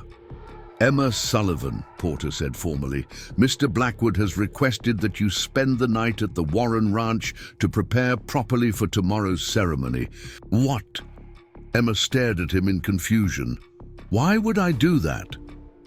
"It's traditional for the bride not to see the groom before the wedding," Hargrove explained smoothly. "And Mrs. Warren has graciously offered to help you prepare." Emma's eyes narrowed. This wasn't tradition. This was Blackwood ensuring she couldn't escape at the last minute. "I prefer to remain here with my father," she said firmly. Porter shook his head. "I'm afraid Mr. Blackwood was quite insistent. The Warrens are expecting you." His hand rested meaningfully on his pistol. "Don't make this difficult, Emma." Thomas appeared at her side. "This is absurd, Porter. You can't force my daughter to leave her home." "Actually, I can," Porter replied, producing a document from his pocket. "These foreclosure papers were signed by Judge Thompson this afternoon. Technically, this property belongs to Mr. Blackwood now. He's simply allowing you to remain as a courtesy." Emma felt the ground shift beneath her feet. "That's impossible. The wedding isn't until tomorrow. Our agreement has been amended," Hargrove interjected. "Mr. Blackwood felt it prudent to secure his interests immediately, given certain concerns about your intentions." They knew. Somehow they knew about Talon's mission. Emma's heart raced. Had he been captured? Killed? "Pack a bag, Emma," Porter ordered. "Just what you need for the night. Everything else can be collected after the ceremony." Thomas began to protest, but Emma squeezed his arm in warning. Fighting now would only make things worse. "Give me 10 minutes, she said, forcing her voice to remain steady. In her room, she moved quickly, throwing essentials into a small bag. Beneath her skirts, she strapped Talon's knife to her calf, grateful for its reassuring presence. Whatever happened next, she wouldn't be entirely defenseless. Before leaving, she embraced her father tightly. "It will be all right," she whispered, though she believed it less than ever. "I'll see you at the church," Thomas promised, his voice breaking. Porter escorted her to a waiting wagon. where one of the deputies took the reins. As they pulled away, Emma looked back at the Sullivan Ranch, her home for 18 years, now legally belonging to the man who had manipulated them into ruin. The Warren Ranch came into view as twilight settled across the land. Lucy stood waiting on the porch, her expression a mixture of confusion and concern. Beside her stood her mother, a stern-faced woman whom Emma had always found intimidating. "Welcome, Emma," Mrs. Warren greeted her with forced warmth. "We're honored to host you on this special eve." Emma summoned a weak smile. "Thank you for your hospitality." Porter tipped his hat. "I'll leave her in your capable hands, Mrs. Warren. Mr. Blackwood asks that she not leave the property before the ceremony tomorrow." Mrs. Warren nodded with military precision. "We understand our responsibilities, Sheriff." When Porter and his men had departed, Lucy immediately embraced Emma. "I'm so sorry," she whispered. "Mother only told me an hour ago that you were coming." "It's not your fault," Emma assured her, the phrase becoming a familiar refrain these days. Mrs. Warren ushered them inside, where a simple supper awaited. "You must keep up your strength for tomorrow," she insisted, as Emma picked at the food without appetite. After the meal, Emma was shown to a small guest room at the back of the house. Lucy lingered after her mother departed, sitting on the edge of the bed. "This isn't right," Lucy said quietly, "being brought here under guard like a prisoner." "It's just one more night," Emma replied, trying to sound braver than she felt. "Tomorrow it will be over, one way or another." Lucy clasped her hand. "I'll be right next door if you need anything at all." When Lucy had gone, Emma sat by the window, staring out at the star-filled sky. The same stars Talon might be riding under at this very moment, racing back with news that could change everything or nothing at all. For the first time since this ordeal began, Emma allowed herself to weep silently, tears tracking down her cheeks as the reality of her situation fully descended. Tomorrow, she would become Mrs. Jeremiah Blackwood, bound to a man who saw her as property to be acquired, who threatened her father's freedom to ensure her compliance, unless Talon returned with their miracle. As darkness deepened, Emma wiped away her tears and straightened her shoulders. Hope might be fading, but determination remained. Whatever tomorrow brought, she would face it with the same strength that had carried her through every other hardship life had thrown her way. She was still a Sullivan, at least for one more night. And Sullivans didn't surrender without a fight. Dawn arrived with the insistent crowing of the Warrens' rooster. Emma opened her eyes, momentarily disoriented by the unfamiliar ceiling above her. Reality crashed back quickly. Today was her wedding day, the day she would be bound to Jeremiah Blackwood, perhaps forever. She had slept in her clothes, unwilling to unpack even the few belongings she had brought. It felt like surrendering something essential to acknowledge that she wouldn't be returning to the Sullivan Ranch tonight. Now she smoothed the wrinkles from her skirt and straightened her hair as best she could without a proper brush. A soft knock preceded Lucy's entrance. Her friend carried a tray with coffee and biscuits, her expression sympathetic. "Mother says we leave for town in 2 hours," Lucy said, setting down the tray. "Mrs. Winters will meet us at the church with your dress." Emma nodded, accepting the cup of coffee gratefully. The hot liquid provided some small comfort, even as dread pooled in her stomach. "Has there been any word from town?" she asked, trying to sound casual. "Any unusual visitors?" Lucy shook her head. "Just the usual Sunday morning preparations. Half the county will be there, from what Mother says." Of course they would. Blackwood would want witnesses to his triumph. The entire community gathered to watch Emma Sullivan surrender her independence, her name, her very self, to the man who had systematically destroyed her family. "Are you all right?" Lucy asked, studying her face with concern. "You look pale." "Just wedding nerves," Emma replied, forcing a smile. "Isn't that expected?" Lucy squeezed her hand. "It will be over soon." That was precisely what Emma feared. The next 2 hours passed with excruciating slowness. Mrs. Warren supervised Emma's preparations with military precision, insisting she bathe with scented soap brought specially from Austin, then helping her into the undergarments Mrs. Winters had provided, stiff, constraining things that made it difficult to breathe properly. "Your hair needs attention," Mrs. Warren declared, attacking Emma's dark locks with brush and pins. "Really, Emma, have you never considered oil treatments? The sun has made it so coarse." Emma endured the indignity in silence, letting the older woman twist and pin until her scalp ached. When Mrs. Warren finally pronounced her presentable for the journey to town at least, Emma risked a glance in the mirror. A stranger looked back at her, hair pulled severely back, face scrubbed pink, neck encircled by a high collar that Mrs. Winters had insisted was more appropriate than those common work shirts you insist on wearing. Only her eyes remained, recognizable, and they held a haunted look that no amount of preparation could disguise. Mr. Warren had hitched the family's best wagon, complete with fresh-cut flowers woven into the rails, a touch that struck Emma as both kind and painfully futile. The man himself seemed uncomfortable with the whole arrangement, hardly meeting Emma's eyes as he helped her into the wagon. "Fine day for a wedding," he said gruffly, the words clearly expected rather than sincere. "Yes," Emma replied mechanically. "Fine day." The journey to Cedar Creek took nearly an hour, the wagon moving at a deliberate pace to avoid raising dust that might soil their clothing.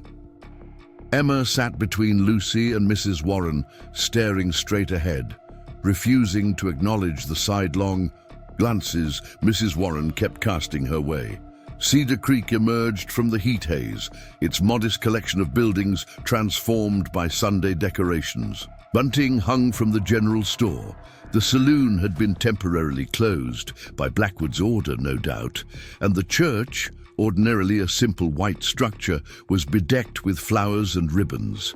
A crowd had already gathered outside, their Sunday best a patchwork of colors, against the dusty street.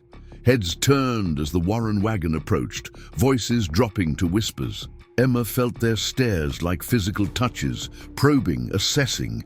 Mrs. Winters rushed forward as they pulled to a stop in front of the church. "There you are. We were beginning to worry. The ceremony begins in less than an hour, and we haven't even started dressing you properly." She whisked Emma inside and into a small anteroom that normally served as Reverend Winter's study. The wedding dress hung from a hook on the wall, its elaborate folds of white satin gleaming in the light. From the small window, "Mrs. Warren, thank you for delivering our bride," Mrs. Winters said, with the air of someone accepting a package. "You should join the congregation now. Miss Warren, you may stay to assist." Lucy shot Emma a sympathetic look as her mother departed, with obvious reluctance. The moment the door closed, Mrs. Winters turned to Emma with narrowed eyes. "Now, girl, let's be very clear," she said, her voice low and sharp. "Mr. Blackwood has invested considerable resources in this wedding. The governor himself sent his regrets, but will be represented by his aide. Half the county's elite are already seated. There will be no scenes, no hesitation, no last-minute attacks of conscience. Do you understand?" Emma met her gaze steadily. "Perfectly." "Good." Mrs. Winters gestured to the dress.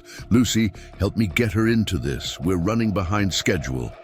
The dress was heavy, layers of satin and lace that seemed designed to restrict movement as much as possible.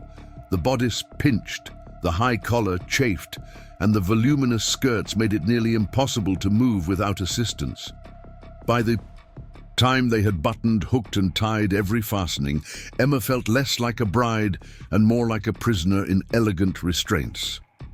Lucy arranged the veil while Mrs. Winters made final adjustments to the train.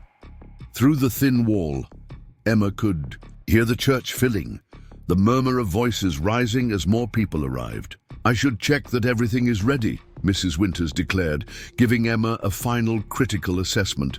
Miss Warren, ensure she doesn't disturb her appearance before the ceremony. The moment the door closed behind Mrs. Winters, Lucy grabbed Emma's hands. "This is wrong," she whispered fiercely. "All of it. You look like you're being led to execution, not marriage." Emma couldn't disagree. "It doesn't matter how I look. The result is the same." "It's not too late," Lucy insisted. "We could leave now through the back door. My cousin in San Antonio would take you in. And my father goes to prison," Emma reminded her. "And your family faces Blackwood's wrath for helping me escape. No, Lucy, there's no way out." Lucy's eyes filled with tears. "I can't bear to watch this." "Then don't," Emma said gently. "Go home, tell your mother you feel ill, and leave you to face this alone. Never." A soft knock interrupted them. The door opened to reveal Thomas Sullivan, dressed in his best suit, his face ashen. He stopped short at the sight of his daughter, in her wedding finery. "Emma!" he breathed, his voice breaking on her name. Lucy tactfully slipped out, closing the door behind her to give them privacy. Thomas approached slowly, as if afraid Emma might shatter if he moved too quickly. "You look just like your mother," he said softly. Emma tried to smile but couldn't quite manage it. "Is that good or bad?" "She would be heartbroken to see this day," Thomas admitted, taking her hands in his. "To see you forced into marriage to save a failing ranch and a broken-down old man." "You're not broken," Emma insisted. "And the ranch is still ours in all the ways that matter." Thomas shook his head. "I should never have agreed to this. Should have told Blackwood to go to hell with his threats." "And then what?" Emma asked gently. "We'd have lost everything anyway, and you'd be heading to Huntsville besides. This way, at least we keep something of what we've built." "At what cost to you?" Thomas's eyes searched her face. "I've watched you these past days, Emma. The light going out of you bit by bit. I can't stand by and let this happen." Hope flared briefly in Emma's chest. "What are you saying?" "I'm saying we leave. Now. Together. To hell with Blackwood and his schemes."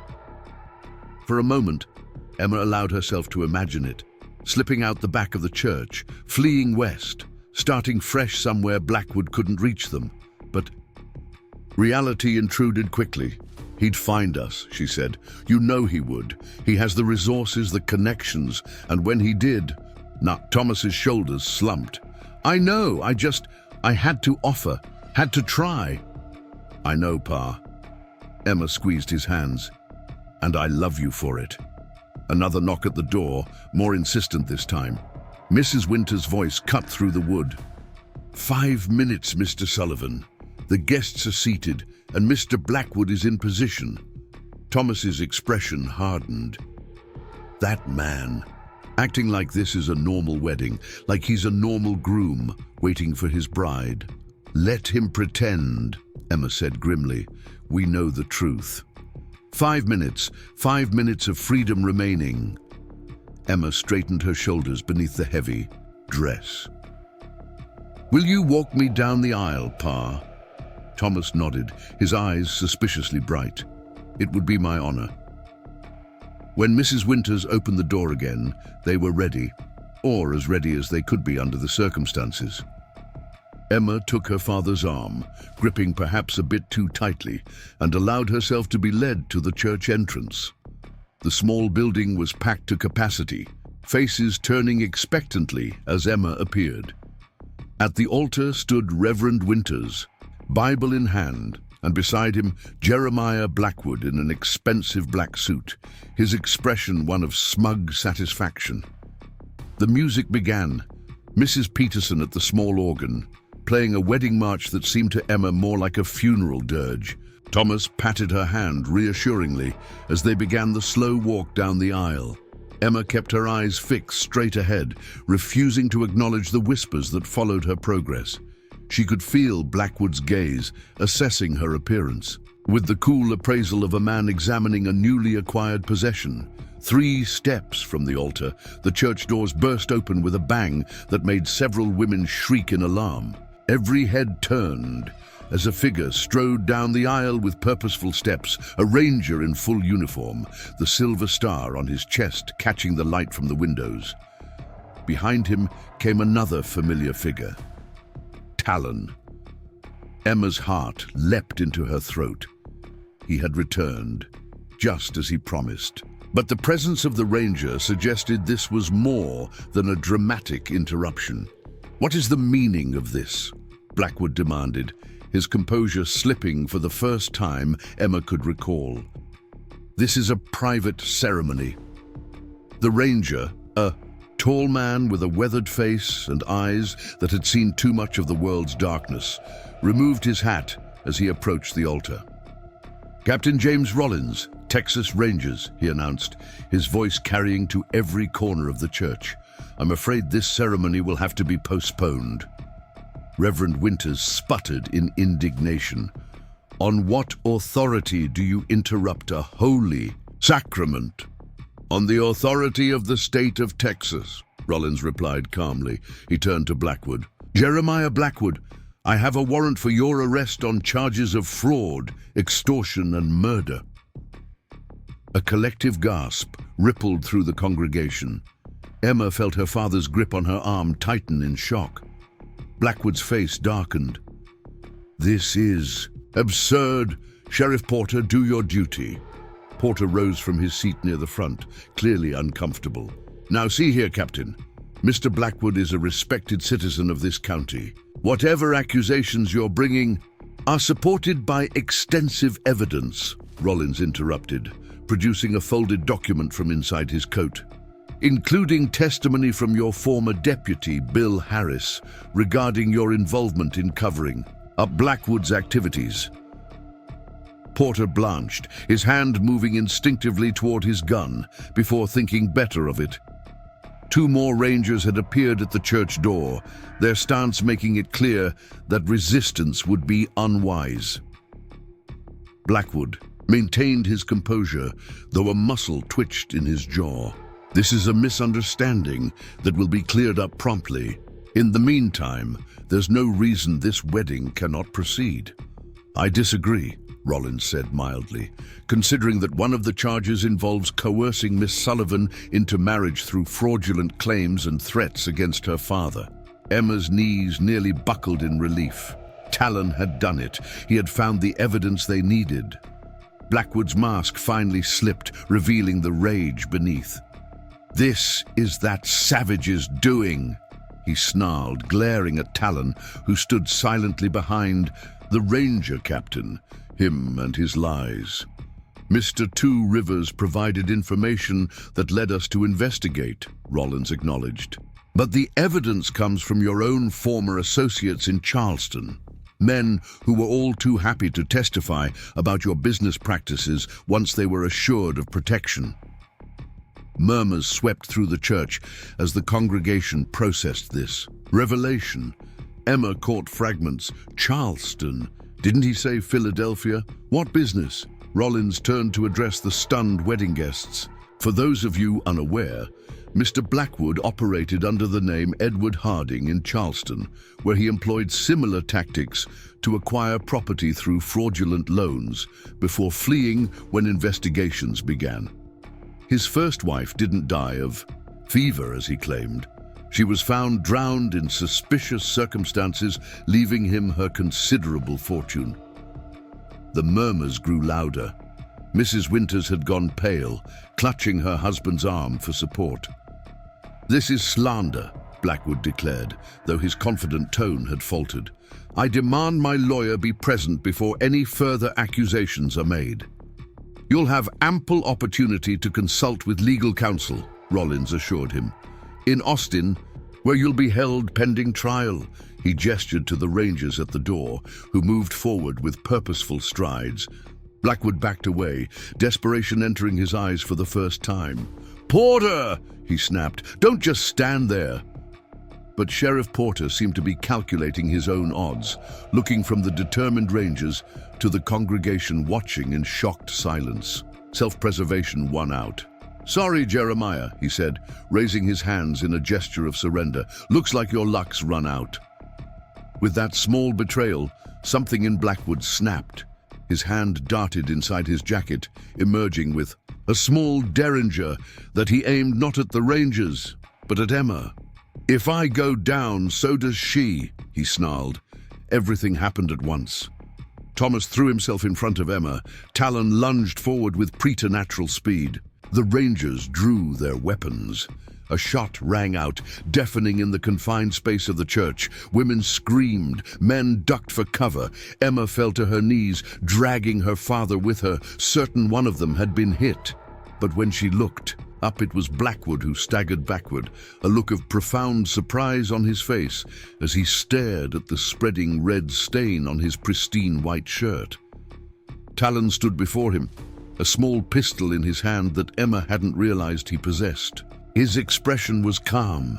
His aim had been true. The bullet had struck Blackwood in the shoulder, not a killing shot, but enough to disarm him. Blackwood collapsed into a pew, clutching his wound, his face contorted with pain and fury. "You'll hang for this," he gasped. "Shooting a white man in a church. They'll hunt you down like the dog you are." "Actually," Captain Rollins said, holstering his own weapon, "Mr. Two Rivers just prevented you from committing murder in front of 50 witnesses, including a Texas Ranger and a minister of the church. I'd say he did us all a service." The Rangers moved in, securing Blackwood despite his protests and cursing. The congregation erupted in chaotic conversation, shock giving way to the excitement of having witnessed such unprecedented drama. Thomas helped Emma to her feet, checking her anxiously for injuries. "Are you hurt?" "No," she assured him, though her legs felt unsteady beneath the heavy wedding dress. "Just overwhelmed." Her eyes sought Talon, who had stepped back. Once Blackwood was secured, he met her gaze across the church, his expression unreadable, but his eyes holding a question she couldn't quite decipher. Captain Rollins approached them, tipping his hat respectfully. "Miss Sullivan, Mr. Sullivan, I apologize for the dramatic interruption, but after reviewing the evidence Mr. Two Rivers brought to my attention, it seemed prudent to act quickly." "No apology necessary," Thomas said fervently. "You've saved my daughter from a fate worse than death." "The evidence," Emma said, finding her voice at last. "What exactly did you find?" Rollins glanced around at the curious onlookers.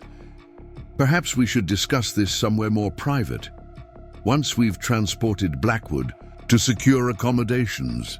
The congregation was reluctantly dispersing, urged along by Reverend Winters, who seemed eager to clear his church of the scandal that had erupted within its walls. Mrs. Winters had already fled, presumably to spread the news to those unfortunate few who had missed the excitement.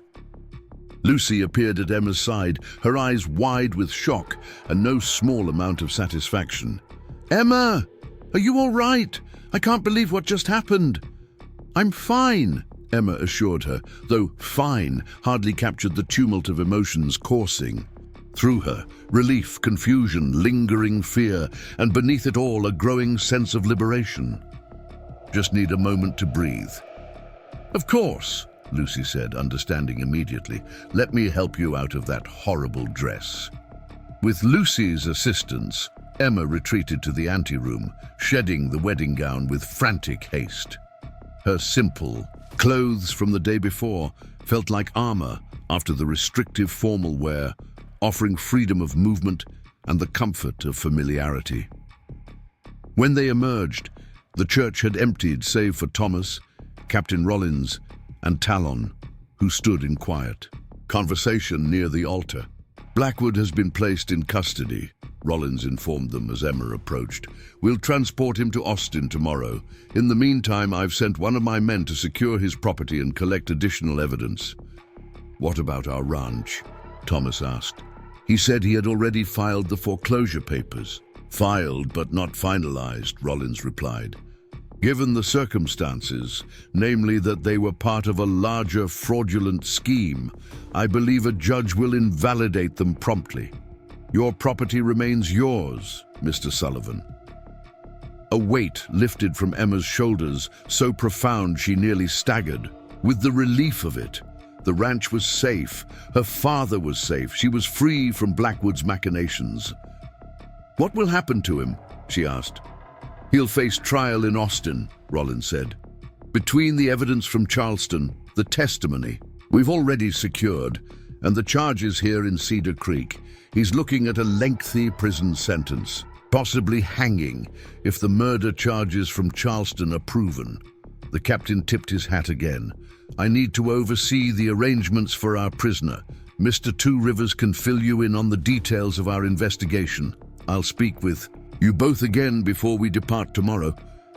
As Rollins left, Emma turned to Talon, who had remained silent throughout the exchange. In the aftermath of chaos, she was struck again by his calm presence, the steadiness he projected even in the most dramatic circumstances.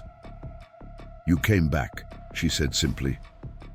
I gave my word, he replied. Thomas clasped Talon's hand in both of his.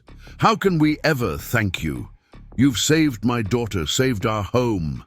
Talon accepted the gratitude with a slight inclination of his head. A debt is paid. Tell us what happened, Emma urged, still trying to piece together the events that had led to this extraordinary turn of fortune. How did you convince the Rangers to investigate? Talon glanced at the church doors, where curious townspeople still lingered despite Reverend Winter's attempts to disperse them. Perhaps somewhere less public.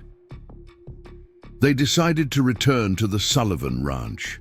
Their ranch, still and truly theirs. The ride home was surreal, Emma still wearing her simple clothes from the day before, her father driving their wagon with a lightness she hadn't seen in years, Talon following on his paint horse at a respectful distance. The familiar sight of the ranch house, weathered and humble as it was, brought tears to Emma's eyes. Yesterday, she had left believing she might never return, at least not as Emma Sullivan. Now she stepped onto the porch with the knowledge that this remained her home, her sanctuary. Inside, over coffee brewed strong the way her father liked it, Talon finally shared the full story of his journey to Austin. Captain Rollins and I had worked together before, he explained. During my time as a scout for the army, he is a rare man among whites, one who judges character over color. He certainly took your concerns seriously, Thomas observed. Only after I provided proof, Talon replied. I brought him documents I had gathered over time, records of Blackwood's water rights acquisitions, patterns of loans and foreclosures across the county. Captain Rollins recognized the strategy from previous cases. But how did you know about Charleston? Emma asked. About his past? I didn't, Talon admitted. But men like Blackwood leave patterns, trails. The captain had connections in Eastern law enforcement. Once he had Blackwood's description and methods, it didn't take long to discover his true identity. Edward Harding, Thomas mused. I wonder how many other names he's used over the years. At least 3 that the Rangers have confirmed, Talon said. Each time following the same approach, arrive with mysterious wealth, establish himself as a respectable businessman, then systematically acquire property through increasingly predatory means. Emma shuddered, thinking of how close she had come to being bound to such a man and his first wife. Did he really murder her? The circumstances were suspicious enough that Charleston authorities had begun investigating when he disappeared, Talon explained. She drowned in their bathing room, allegedly after taking too much laudanum for a headache. But servants reported hearing arguments, and her personal maid testified that she had been afraid of her husband in the weeks before her death. Thomas shook his head in disgust. To think he might have done the same to Emma once he had secured the water rights to our property. The thought had occurred to Emma as well, but she pushed it aside. Blackwood was gone, his threat neutralized, dwelling on what might have been served no purpose. "The water rights," she said suddenly. "If Blackwood's acquisitions are invalidated, what happens to all the properties he's taken over the years?" "Captain Rollins believes most will be returned to their original owners," Talon replied. "Though the legal process may take time, that could change everything for Cedar Creek," Thomas said, hope kindling in his voice. "With fair access to water again, even with the drought." "The land would have a chance," Emma finished. "We all would." They talked long into the afternoon, piecing together the complex web of Blackwood's schemes and the ripple effects his downfall would have throughout the county. As the sun began to set, Thomas excused himself to tend to the animals, leaving Emma and Talon alone at the kitchen table. A slightly awkward silence fell between them, the immediate crisis resolved, but new questions hovering unspoken. "What will you do now?" Emma asked finally. "Return to your people?"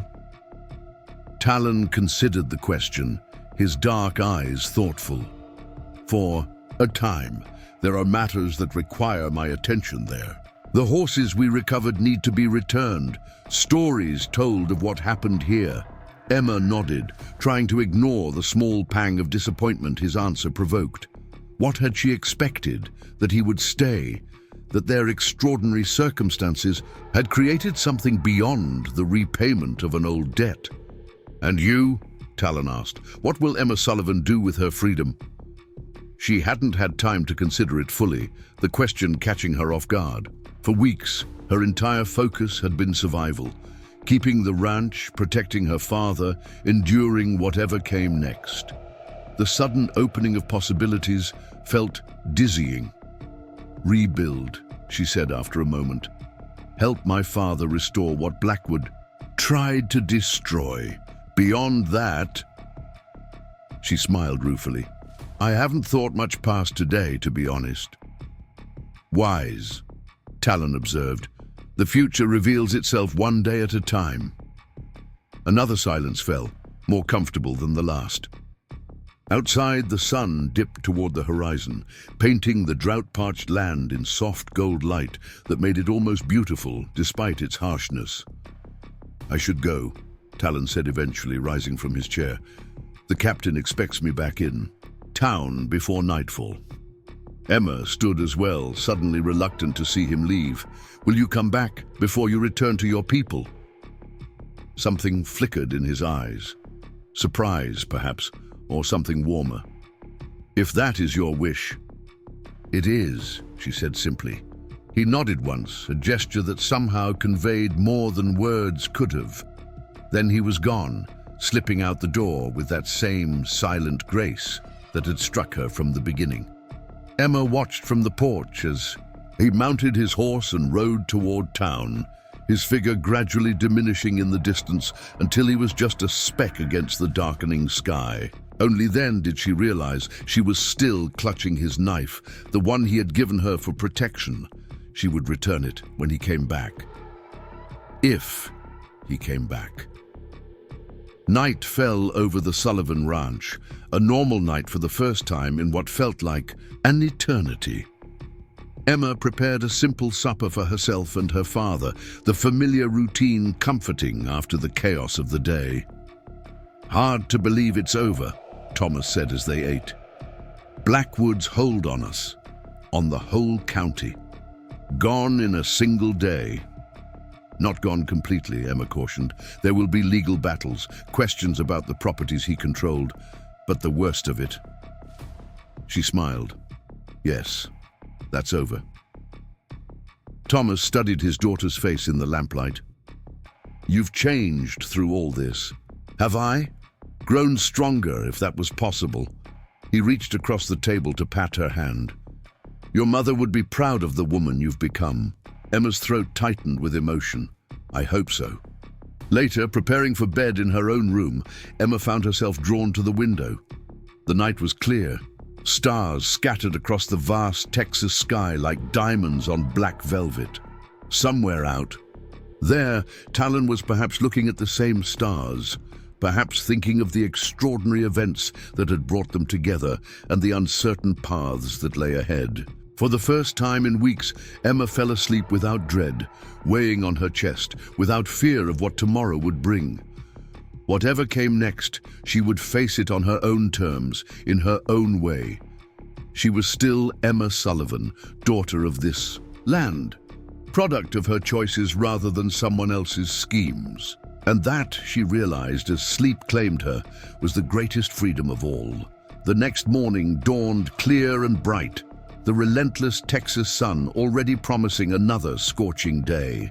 Emma rose early, a habit too deeply ingrained to break even. After yesterday's tumultuous events, she moved through her familiar routine with a lightness that had been absent for weeks, feeding the chickens, checking the garden, assessing what meager water remained in their storage barrels. Thomas joined her outside as she was inspecting one of the fence posts that had worked loose in the dry soil. "Captain Rollins sent word," he said, handing her a folded note. "They're preparing to transport Blackwood to Austin this afternoon. He wants to speak with us before they leave." Emma wiped her hands on her apron and took the paper. The message was brief and formal, requesting their presence in town at noon to provide final statements regarding Blackwood's activities. "I should finish the repairs first," she said, glancing at the leaning fence post. Thomas smiled fondly.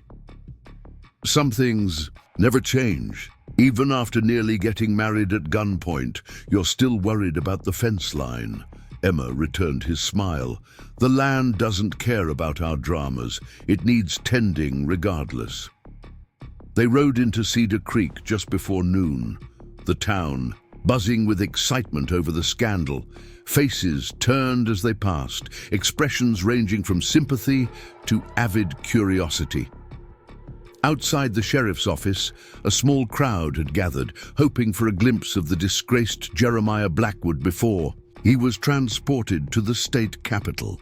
Captain Rollins met them at the door, his weathered face creased in a brief smile. "Miss Sullivan, Mr. Sullivan, thank you for coming. We're nearly ready to depart, but there are a few matters to settle first." Inside, the office had been transformed into a temporary ranger's headquarters. Maps covered the walls, documents were stacked on every surface, and two rangers stood guard at a door that presumably led to the cells where Blackwood was being held. "We've begun untangling Blackwood's financial operations," Rollins explained, leading them to a desk covered with ledgers. "It appears he's been systematically acquiring water rights across 3 counties, positioning himself to control access during the drought." "We suspected as much," Thomas said grimly. "What we didn't anticipate was the extent of his connections," Rollins continued. "Judge Thompson has been accepting bribes to facilitate foreclosures. Sheriff Porter has been intimidating witnesses and potential competitors. Even Reverend Winters received donations to preach about accepting hardship as God's will rather than questioning Blackwood's role in creating it." Emma wasn't entirely surprised. The drought had revealed the character of many in Cedar Creek, those who helped their neighbors and those who profited from misfortune. "What happens now?" she asked. "To the properties Blackwood controlled?" "The courts will sort through it all," Rollins replied. "But I've received preliminary approval to freeze foreclosure proceedings pending full investigation. Those who lost their land through proven fraud should have it returned, though the legal process will take time." Hope bloomed in Emma's chest, not just for their ranch, but for all of Cedar Creek. Families who had been forced out might return. Land that had withered under Blackwood's neglect might be revived. "There's something else," Rollins said, his tone shifting. "Something you should know before we depart." He led them to a smaller office at the back, where Talon waited, his expression carefully neutral. Emma felt an unexpected flutter at the sight of him, quickly suppressed. "Mr. Two Rivers has been instrumental in this investigation," Rollins said. not just in bringing Blackwood's activities to our attention, but in uncovering a larger conspiracy. Conspiracy? Thomas echoed. Rollins nodded grimly. Blackwood wasn't working alone. He's part of a syndicate operating throughout the Western Territories, wealthy Eastern interests, acquiring land and water rights during the drought, with plans to control entire regions once the rains return. The drought won't last forever, Talon added quietly. When it breaks, those who control the water will control everything else. The magnitude of what they were describing stunned Emma. Not just one man's greed, but a coordinated effort to exploit suffering for profit on a massive scale. "Is that why you came back?" she asked Talon. "You were tracking this syndicate all along." "I came back because of the debt to your father," he replied simply. The rest revealed itself through necessity. Captain Rollins cleared his throat.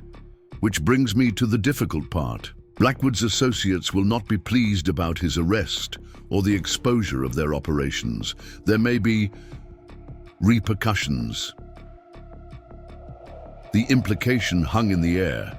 Blackwood might be headed for prison, but his allies remained at large, potentially seeking revenge against those who had brought him down. "Are we in danger?" Thomas asked bluntly. "Possibly," Rollins acknowledged. "We'll maintain a ranger presence in the area for the next few weeks, but I can't guarantee your safety indefinitely." Emma exchanged a glance with her father. After everything they'd survived, the prospect of faceless enemies from back east seemed almost abstract, yet she knew better than to dismiss the threat. "What do you suggest?" she asked. "Caution," Rollins replied. "Vigilance, and perhaps temporary relocation until the remaining syndicate members are identified and arrested." "Leave the ranch?" Thomas shook his head firmly. "Not an option. We've fought too hard to keep it." "I understand your attachment," Rollins said carefully, "but these men are dangerous. They've already eliminated others who threatened their operations." A heavy silence fell over the room. Emma thought of all they had endured: drought, debt, Blackwood's manipulations, only to face a new threat just as freedom seemed within reach. "There is another possibility," Talon said quietly. All eyes turned to him. "The Comanche territories," he continued. "My people still control land beyond the reach of these men's influence.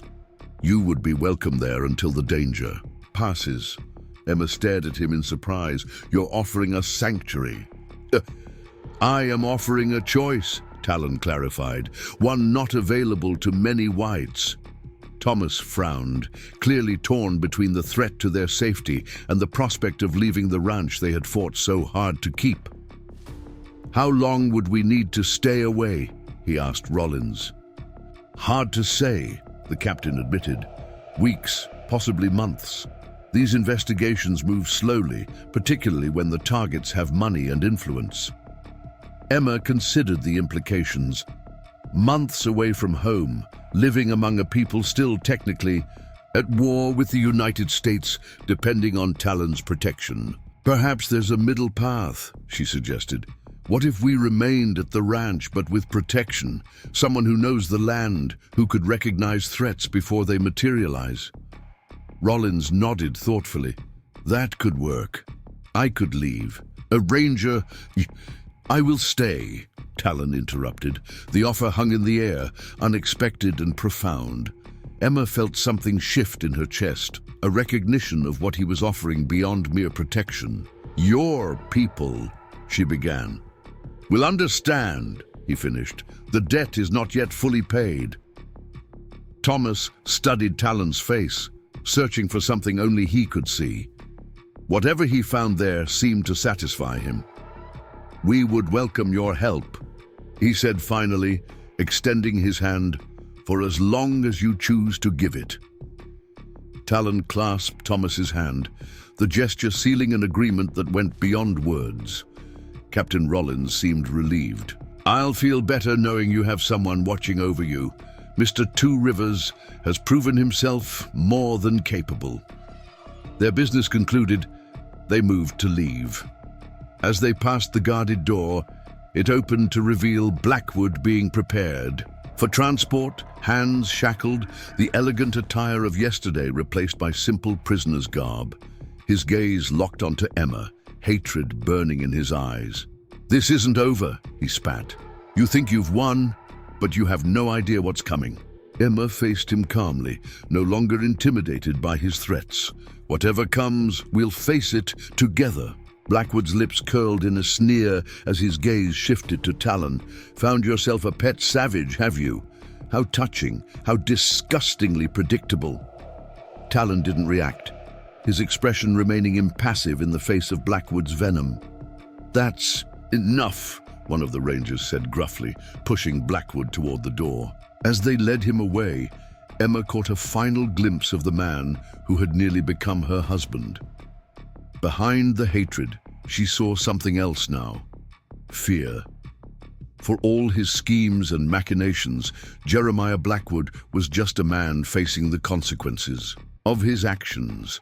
Somehow, that realization freed her from the last vestiges of his power over her. Outside, the crowd murmured as Blackwood was loaded into a reinforced wagon for the journey to Austin. Emma stood with her father and Talon, watching as the rangers mounted up to escort their prisoner. Captain Rollins approached them one final time. "I'll send word when there are developments in the investigation. In the meantime, stay alert. Trust Mr. Two Rivers' instincts. They've proven sound so far." As the rangers departed with their prisoner, the crowd gradually dispersed, returning to the routines of a Sunday afternoon in a small Texas town. Emma found herself suddenly aware of the curious glances directed their way, particularly at Talon, standing tall and unapologetic beside them. "We should return home," Thomas suggested, "before the gossips have more fuel for their fires." The ride back to the ranch was quiet, each of them absorbed in their own thoughts. The landscape stretched. Around them, parched and waiting, somehow more hopeful than it had seemed that morning. Or perhaps, Emma reflected, it was she who had changed, seeing possibility where before she had seen only struggle. At the ranch, Thomas excused himself to check on the cattle, leaving Emma and Talon alone by the hitching post. An awkward silence fell between them, the formality of their arrangement suddenly real in a way it hadn't been amid the drama in town. "I should return to Cedar Creek," Talon said finally. "Gather my belongings from the boarding house." "You could stay here," Emma offered. "The barn has a good loft, or the old bunkhouse could be cleaned out." "The bunkhouse would be suitable," he agreed. "But first I must collect what I left behind." Emma nodded, understanding his need for independence, for maintaining connections to his own life beyond this temporary arrangement. "Will your people truly understand?" she asked. "You're staying among whites for so long?" Talon's expression softened slightly. "My path has always been between worlds, Emma Sullivan. Neither fully of the people nor fully of the whites. This is no different." Except it was different, Emma thought. This wasn't a scouting mission or a military assignment. This was personal, a choice made for reasons that went beyond obligation or duty. "I'll return before nightfall," Talon promised, mounting his horse once more. She watched him ride away, struck again by the strange turns her life had taken. A week ago, she had been resigned to marrying Blackwood, to sacrificing her freedom for her father's sake. Now she stood on her own land, free of Blackwood's threats, with a Comanche warrior pledged to protect her from dangers yet to materialize. The afternoon passed in a blur of activity as Emma prepared the bunkhouse for Talon's arrival. The small structure had stood empty since their last ranch hand departed months ago, unable to survive on the meager wages Thomas could offer during the drought. It needed cleaning, fresh bedding, basic supplies. Thomas found her there, sweeping, years of dust from the plank floor. He leaned in the doorway, watching her with a thoughtful expression. "You trust him," he observed. "Not a question, but a recognition. Emma paused in her sweeping. "Yes. Don't you?" "I do," Thomas acknowledged, "though I'm still trying to understand why, by rights, he should hate whites after everything that's happened between our peoples."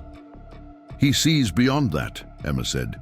"Judges by character, not color, like Captain Rollins." Thomas nodded slowly. "Rare quality in these times." They worked together to make the bunkhouse habitable, neither speaking of what might come next. The threats Blackwood had mentioned, the syndicate still operating in the shadows, the complicated presence of Talon in their lives. Some things, Emma had learned, revealed themselves only with time. As the sun began its descent, painting the drought-stricken land in golden light, Talon returned as promised. He carried few possessions, a bedroll, saddlebags, a Winchester rifle that had seen hard use, but moved with the confidence of a man who knew his place in the world, even when that place shifted beneath him. That evening, they shared a simple meal on the porch, watching as stars emerged in the vast Texas sky. The conversation flowed more easily than Emma had expected, ranging from practical concerns about the ranch to Talon's experiences as a scout to Thomas's stories of the early days in Cedar Creek. In that quiet moment, with the day's revelations settling into acceptance and the future's uncertainties temporarily held at bay, Emma realized something fundamental had changed. Not just in her circumstances or in the threats they faced, but in herself. She had survived Blackwood's manipulations, had faced down the judgment of Cedar Creek's self-appointed moral guardians, had stood at the altar in a dress that wasn't hers, preparing to make vows she didn't believe in, only to be freed at the last possible moment. Whatever came next, syndicate threats, legal battles, the complicated dance of cultures as Talon made a place for himself on their land, she would face it with the strength forged in these past weeks of trial. As darkness deepened and the conversation lulled into comfortable silence, Emma gazed up at the stars, countless and eternal, above the temporary troubles of their small corner of Texas. Beside her, Talon followed her gaze, perhaps seeing different patterns, different stories written in the same stars. Different paths that had somehow, against all odds, converged on this porch, this night, this moment of shared peace in a world too often defined by conflict. Tomorrow would bring its own challenges, but tonight, under the vast canopy of stars, Emma Sullivan was exactly where she was meant to be. Up next, you've got two more standout stories right on your screen. If this one hit the mark, you won't want to pass these up. Just click and check them out.